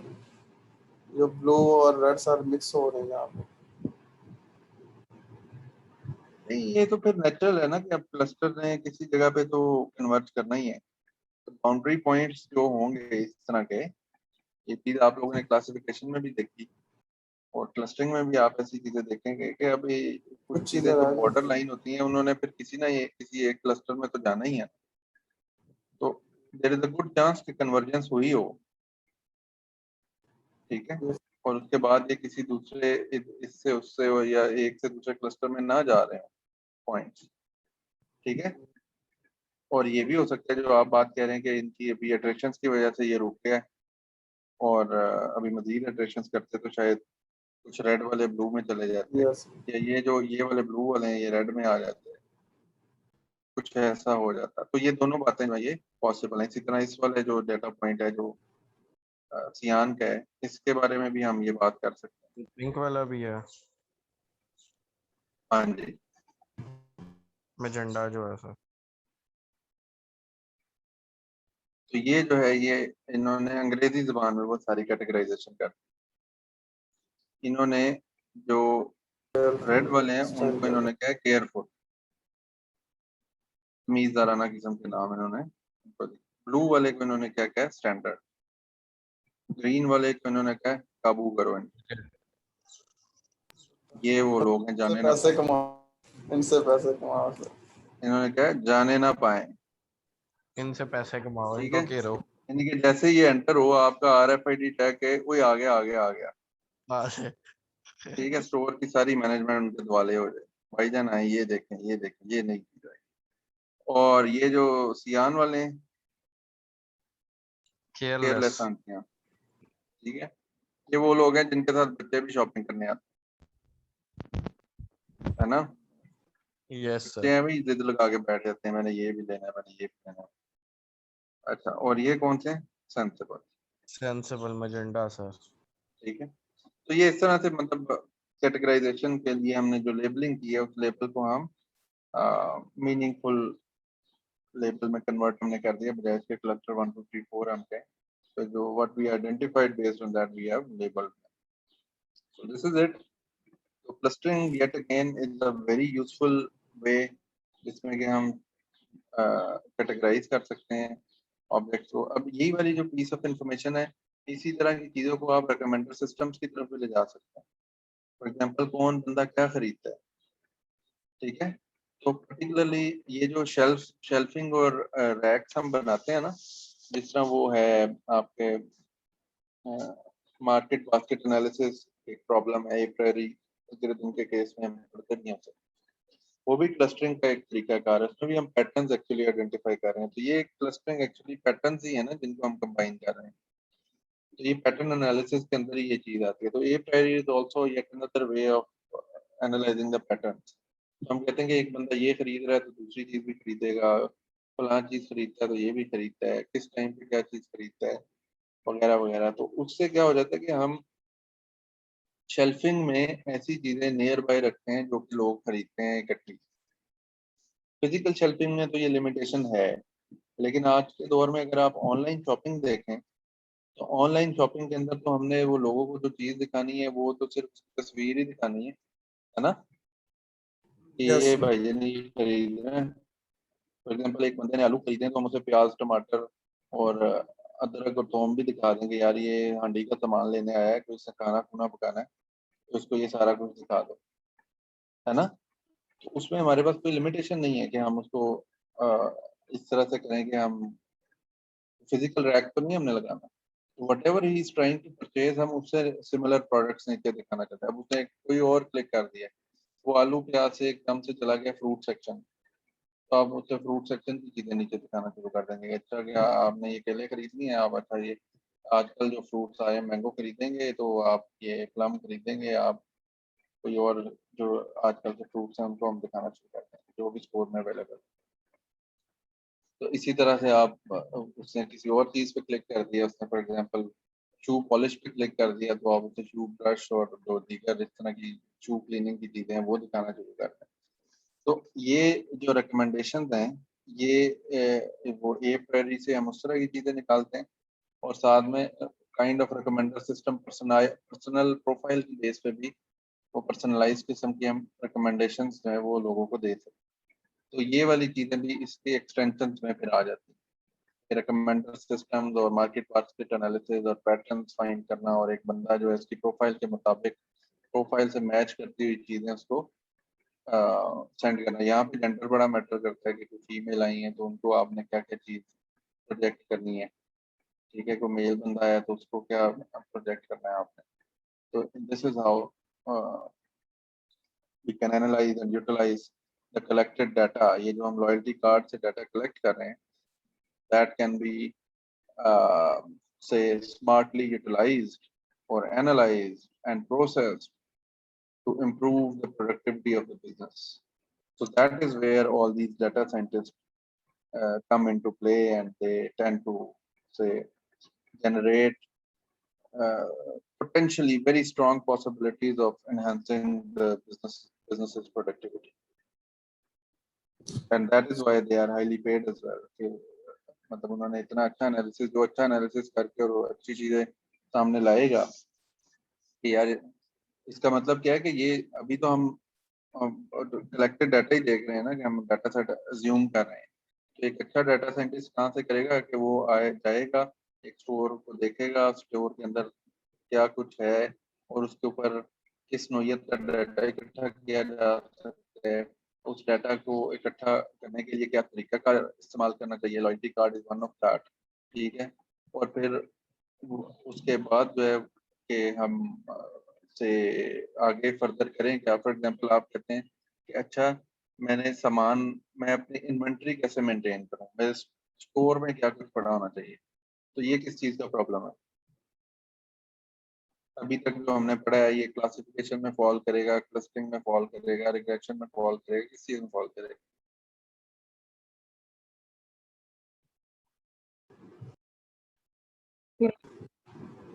जी सर रिग्रेशन में आएगा सर, हाँ, very clustering. Good very good. ये रिग्रेशन में आएगा कि हमने एक प्रेडिक्ट करना है कि यार अभी मेरे स्टोर में कितना माल पड़ा होना चाहिए।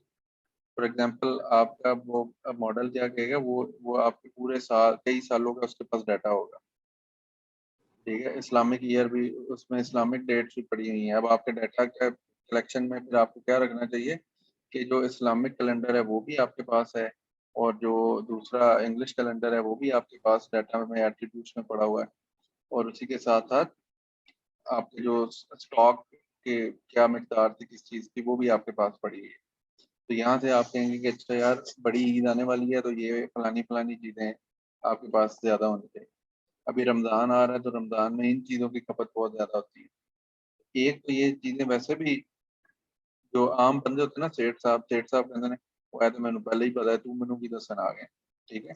लेकिन द पॉइंट इज कि उसको ऑप्टिमाइज करना, ऑप्टिमाइजेशन। और ऑप्टिमाइजेशन में भी जिस तरह आप ऑपरेशंस रिसर्च वगैरह में सिंपलेक्स मेथड से पढ़ते, यस सर, पढ़ते हैं सेठ साहब को ने जो पैसा लाना है उसे दस देते ना कि यार मैं स्कोर देते मेरे को यार इस टाइम 70 लाख रुपया पिया या 10 मैनू मैं की खरीदना तो मेरी जरा सही मैक्सिमम मुनाफा हो जाए। प्रॉफिट। यस अब सर, ये वो तो नहीं कि ऑप्टिमाइज रमजान आ रहा है तो 70 लाख है तो बीच में 60 लाख का जामे श्री खरीद के रखना है। समझ आ रही है? यस सर, अगर सिंपलेक्स मेथड कहता है तो खरीद लें, नहीं कहता तो उसे कहेंगे यार ये चीज इतनी इतनी खरीदो। बेसिकली स्टोर भी तो चलाना है ना, यस सारी सर, आइटम्स भी तो होनी चाहिए ना। बिजनेस का दूसरा पर्सपेक्टिव ये है कि स्टोर में इन्वेंट्री मौजूद होनी चाहिए। अब वो पता लगे कि वो एम्पोरियम से जामे शीरी स्टोर बन गया, ठीक है, और कुछ मिल ही नहीं रहा। तो ये यस वाली सर, सारी चीजें जो है ये हमने फिर वो उन कंस्ट्रेंट्स को सामने रखते हुए और इन सारी चीजों का एनालिसिस पेश करना, दैट इज व्हाट मैटर्स। तो वो जो एक बिजनेसमैन की ओवर द इयर्स एक सेंस डेवलप हुई होती है, दैट वो अपनी जगह बिल्कुल दुरुस्त है, लेकिन उसके साथ उन नंबर्स को ऑप्टिमाइज करना कि कौन सी चीज किस किस कदर लानी चाहिए, वो जो छोटे छोटे नंबर्स की फ्लक्चुएशंस हैं, प्लस माइनस करना, और कुछ ऐसे हिडन पर्सपेक्टिव्स हैं जो कि वो बड़ी बड़ी चीजों को तो वो फिगर आउट कर रहे हैं, छोटी चीजों को फिगर आउट नहीं कर पा रहे। This is where the data scientist come and they add value to the productivity and profitability. ठीक हो गया? Yes sir, yes sir. तो जब आपने सेठ साहब को प्रेशर डालना है तो आपने इस तरह से डालना है कि भाईजान तुझे दो चीजें दस रहे हो, मैं सारा हिसाब सारा सेट कर रहा हूं, ठीक है। And this is what the big companies actually do, they come and they present कि भाई ये देखो ये हम फलां चेन अल्फते पे हम गए थे तो अल्फते की जो पहले प्रॉफिटेबिलिटी थी वो इस तरह से चल रही थी, and they started utilising our solutions, ठीक है। इंटेलिजेंट ये प्रोक्योरमेंट सॉल्यूशन उन्होंने लिया और इन्वेंट्री मैनेजमेंट सॉल्यूशन लिया, जिसमें कि वो ओवर द इयर्स जो आपका डाटा था वो हमने डाला, और उसने आपको जब गाइड करना शुरू किया हमारे इस मॉड्यूल ने, तो उसके बाद जो उनकी प्रॉफिटेबिलिटी थी और जो उनकी इन्वेस्टमेंट टू प्रॉफिटेबिलिटी रेशो थी वो ये जंप कर गई। That is what the project. Pre sales वाली टीम जाती है ना, एक प्री सेल्स होती है जब आप बड़ी बड़ी ऑर्गेनाइजेशन में जाते हैं, तो IBM और ये जो इस तरह दीगर जो है एक्सेंचर है, जब ये अपने सॉल्यूशंस बनाते हैं, उन सॉल्यूशंस को बेचने के लिए प्री सेल्स में जॉब्स लगती हैं। और वो बंदा कहता है कि मैं प्री सेल्स में, उसका काम क्या होता है कि वो जाके क्लाइंट्स को टेक्निकल प्लस बिजनेस से मिलती जुलती प्रेजेंटेशन दे के और क्लाइंट को कन्विंस करता है कि you should come and buy our product. और वो पहला बंदा होता है। मार्केटिंग की टीम जो है वो क्लाइंट्स को इनवाइट करती है प्री सेल्स में जाके, टेक्निकली कन्विंस करने के, बिजनेस और टेक्निकल पर्सपेक्टिव से कन्विंस करती है कि आप आएँ और इस पर इन्वेस्ट करें और देखें आप कहाँ जाते हैं। और फिर उसके बाद जब डील हो जाती है तो फिर उसके बाद फिर टेक्निकल साइड आ जाती है कि वो उसको डिप्लॉय करना और उसको यूटिलाइज करना और आफ्टर सेल सर्विसेज देना। तो ये बड़ी जो प्रोडक्ट ओरिएंटेड जो पूरी मार्केट है, IBM हो गया और एक्सेंचर हो गया, माइक्रोसॉफ्ट के जो सॉल्यूशन है, ये इस तरह के जो सारी चीजें हैं वो ऐसे मार्केट में चलती हैं और उनके ऊपर सारे के सारे मामला आते हैं। तो मतलब कई सारे डिफरेंट पोर्टफोलियोज हैं। This is what I am trying to tell you कि अगर आपको say if you are not very good in programming but you are good in communication skills and being a holder of a computing degree, you understand the technology. अब आपको cluster पे कोई बात करनी हो तो आज के लेक्चर के बाद आप एक अच्छी बात कर सकते हैं क्लस्टरिंग के ऊपर। यस सारे क्लासिफिकेशन और से रिग्रेशन मॉडल्स को पढ़ने के बाद नाउ यू नो कि व्हाट इज हैपनिंग, ठीक है। तो विद दिस बैकग्राउंड आपके पास एक बड़ा अच्छा कैपिटलाइजेशन आ जाती है कि आप you can say become a very good personnel in pre-sales thing, जिसको बिजनेस की भी अंडरस्टैंडिंग हो, जिसको इस तरह की चीजों की भी अंडरस्टैंडिंग हो, and then you go and pitch and try to convince the customers and bring good value to your organisation. Right. ये आखिरी बातें जो मैं बता रहा हूँ ये सिर्फ आपके करियर पर्सपेक्टिव से बता रहा हूँ कि how these things what you have learned so far. It's not just about the machine learning thing. It also covers the whole breadth of your degree program, and also the diversified courses that you tend to learn during these 4 years. All of them matter. There's the principle of marketing. नहीं अच्छा पढ़ा होगा तो फिर आप जाके pre sales के लिए जाएंगे तो आपको बात ही करनी नहीं आएगी, आपको पता ही नहीं लगेगा कि मैंने इसको किस तरह की चीजें प्रोजेक्ट करूंगा तो ये कन्विंस होगा मेरे साथ, ठीक है, वगैरह वगैरह। अब तो जो होना था हो गया। खैर सर के पिन के पैरामीटर में सर मैक्सिमम आइटरेशन से आगे क्या लिखा, एन इनिस्ट, ये सर किस चीज़ का पैरामीटर है? 10 जो लिखा है सर। ऊंचा बोले, समझ नहीं आई। सर मैं कह रहा हूँ कि के मींस के पैरामीटर में ना मैक्सिमम आइटरेशंस के नेक्स्ट जो पैरामीटर है ये सर किस चीज़ का पैरामीटर है? 10 वाला एन इनिशिएटिव जो ये एन इनिश लिखा हुआ है ना, इनिशियल या ऐसे कुछ इज इक्वल टू 10, सर इसका क्या मतलब है? अच्छा हाँ, n_ initiate is equal to 10। Yes sir ये ये मैं चेक करके आपको बताता हूँ, ये अभी मेरे ध्यान में नहीं आ रहा है किस चीज का। ओके सर, ये मेल में आपको लिख देता हूँ भी साथ, ओके सर। ओके सर, ठीक है। आप चेक भी कर लीजिएगा उसके जो है ना, ये कर मेथड लीजिए। भी कंट्रोल आई करके चेक करेंगे तो उससे भी पता लग जाएगा। Okay sir. तो ये हाँ, ये इसका है के मींस प्लस प्लस जो है ना, यस तो आगे याद आ गया। के मींस प्लस प्लस जो है वो जो हमने कहा था रैंडमली इनिशियलाइज करेगा, यस सर। तो वो रैंडमली 10 दफा इनिशियलाइज करेगा, तो फिर उनमें से जो सबसे बेहतर वाला होगा उसको कहेगा कि बस ठीक हो, ठीक है। उसके वैल्यू से तो कम ज्यादा हो सकते हैं। रैंडम हाँ ऑब्वियसली वैल्यूज अब कम ज्यादा हो सकती है, तो रैंडम रीस्टार्ट जो है ना वो उसका ये है कि ये 10 दफा रैंडम के मींस प्लस प्लस के कॉरेस्पॉन्डिंग ये वाली वैल्यू, ओके ओके सर, वो जब 5 का है तो 5 पॉइंट्स जो है वो 10 दफा 5 पॉइंट्स लेकर देखेगा कि कौन सा सही रहा है। इसी तरह जब वो 3 क्लस्टर्स बना रहा है तो वो 10 दफा 3 पॉइंट्स लेगा और फिर देखेगा। जो ऊपर वाला लूप है ना, जैसा ये ऊपर वाला हमने यस सर, अल्फा निकालने के लिए लिया है, तो यस इसमें सर। ये 10 का मतलब है कि जब वो 3 कर रहे हैं तो वो 10 टाइम्स 3 पॉइंट डिफरेंट पॉइंट्स लेके और क्लस्टर करने की कोशिश करेगा। तो there is a good chance कि 10 हिट्स में वो अच्छे वाले जो डाटा पॉइंट्स होने चाहिए इनिशियल क्लस्टरिंग के लिए वो उनको पिक कर ले, ओके ठीक है। डन हो गया जी। अब हमारे कितने लेक्चर रह गए?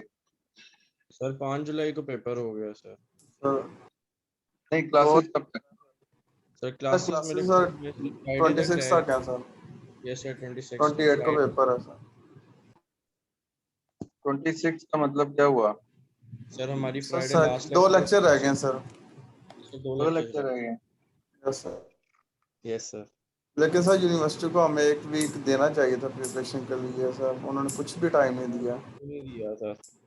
नहीं तो कब से शुरू हो रहे हैं एग्जाम्स? सर 28 से sir. June sir, 28th of June. अच्छा सर नेक्स्ट लेक्चर हमारा चलो 25 को है लास्ट लेक्चर, तो हाँ, अब ऐसा तो करते संडे हैं है कि सर। अब चीजें माशाल्लाह कोर्स में काफी सारी चीजें हैं जो अभी भी यस सर। रहती हैं, तो चलो मैं देखता हूँ। अब आप चलें, आप लोग सजेस्ट करें। एक तो ये है कि अभी तक हमने रीइंफोर्समेंट लर्निंग को नहीं पढ़ा, यस और दूसरा ये है कि हमने जो ये है न्यूरल नेटवर्क बेस्ड मॉडल्स को भी नहीं पढ़ा। तो यस अब सर। एक तो ये है कि हम इनकी क्विक क्विक चीजें देख लें कि न्यूरल नेटवर्क बेस्ड मॉडल्स क्या होते सर, हैं। ओवरव्यू सर दे दें एक क्लास में उसका। ओवरव्यू से ऐसा करते हैं कुछ चीजों का अब ओवरव्यू पे रखते हैं, ठीक है, ताकि यस सर। हमें सेंस जो है ना वो एटलीस्ट मिल जाए बेसिक कुछ यस टॉपिक्स का सर, जो हमारे यहाँ अनकवर्ड टॉपिक, फिनोमिना सर तो कुछ बन गया हमारे माइंड में। ठीक यस है। सर वो बाकी मेरा ख्याल है जितनी हमने कवर तो कर मैंने लिए काफी मेहनत की है इस कोर्स पे ना, मैंने एक एक लेक्चर को याद करने पे 3 तो 3 4 माशाल्लाह 4 घंटे पढ़ने का भी लगाए। मजा आया सर। पढ़ने का भी मजा आया सर, बात ये नहीं है। मुझे पढ़ाने का भी बड़ा मजा आया है, आप लोग रिस्पॉन्सिव भी थे, तो मतलब इंशाल्लाह अच्छा ही कोर्स ये है। अगर किसी ने मेरा ख्याल यस अच्छे तरीके से पढ़ा है बल्कि इसके लेक्चर्स डाउनलोड करके मैं चाहूँगा कि कुछ स्टूडेंट मुझे भी दे दे ताकि मैं उनको अपने पास भी रखूँ। तो ये अल्हम्दुलिल्लाह अच्छा एग्जीक्यूशन होगी ओवरऑल। तो इसमें आप लोगों से अब ये रिक्वेस्ट है कि कोई इम्प्रूवमेंट के लिए जो सजेशन हैं आप लोगों क्योंकि मैंने आपको बताया पहली दफ़ा मैं पढ़ा रहा हूँ, तो वो आप काइंडली ज़रूर शेयर करें। तो इंशाल्लाह हम और आप में से जो इस कोर्स को बेहतर बनाने में मज़ीद कंट्रीब्यूट कर सकते हैं, वो भी आप बताएं। हम इंशाल्लाह उस पर भी कोशिश करेंगे कि नेक्स्ट इटरेशंस में उस जी, पर काम करें। इंशाल्लाह। मेरी कोशिश इंशाल्लाह। ये होगी कि अगले सेमेस्टर में फिर इसी कोर्स को रिपीट करूँ ताकि और बेहतर हो इसकी एग्जीक्यूशन। तो आप में से किसी को ये भी रख लूँगा फिर इसी का ही, ठीक है? ठीक है तो सर। गुड हो गया। Thank you very much. Sir वो इंशाल्लाह एक्सेल की शीट शेयर कर दीजिएगा जिसमें सर वो आपने प्रॉब्लम एड्रेस करने को कहा था कि इस सीक्वेंस में लिखना है, रिपोर्ट राइटिंग सर। हाँ, वो मैं आपको बता देता हूँ। वो मैं अभी ना ओके ईमेल में आपको ठीक है सर। शीट या तो शेयर कर दूंगा या मैं मैसेज लिख दूंगा ईमेल में।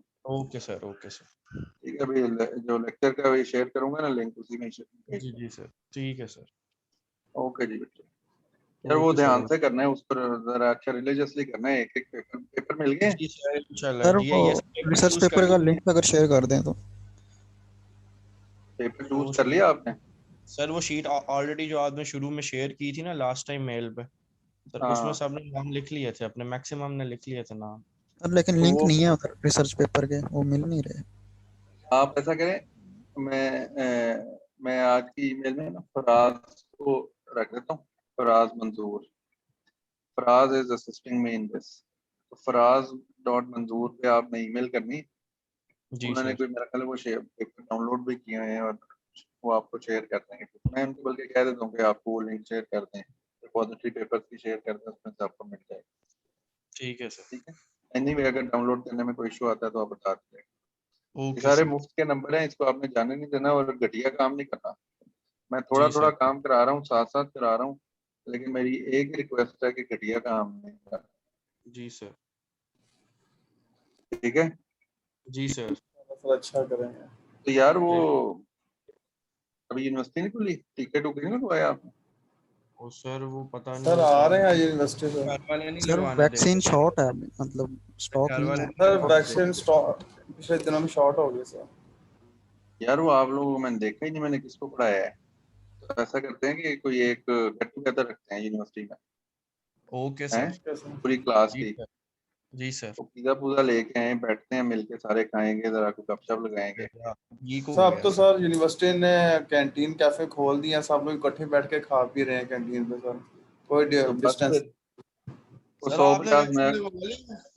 150 मैं भी डाल दूंगा। तो किसी दिन का प्लान बना लें। सर आपने वैक्सीन लगवा ली? एक ही यार टीका लग गया, सर कौन सी लगवाई है आपने? साइनोवैक।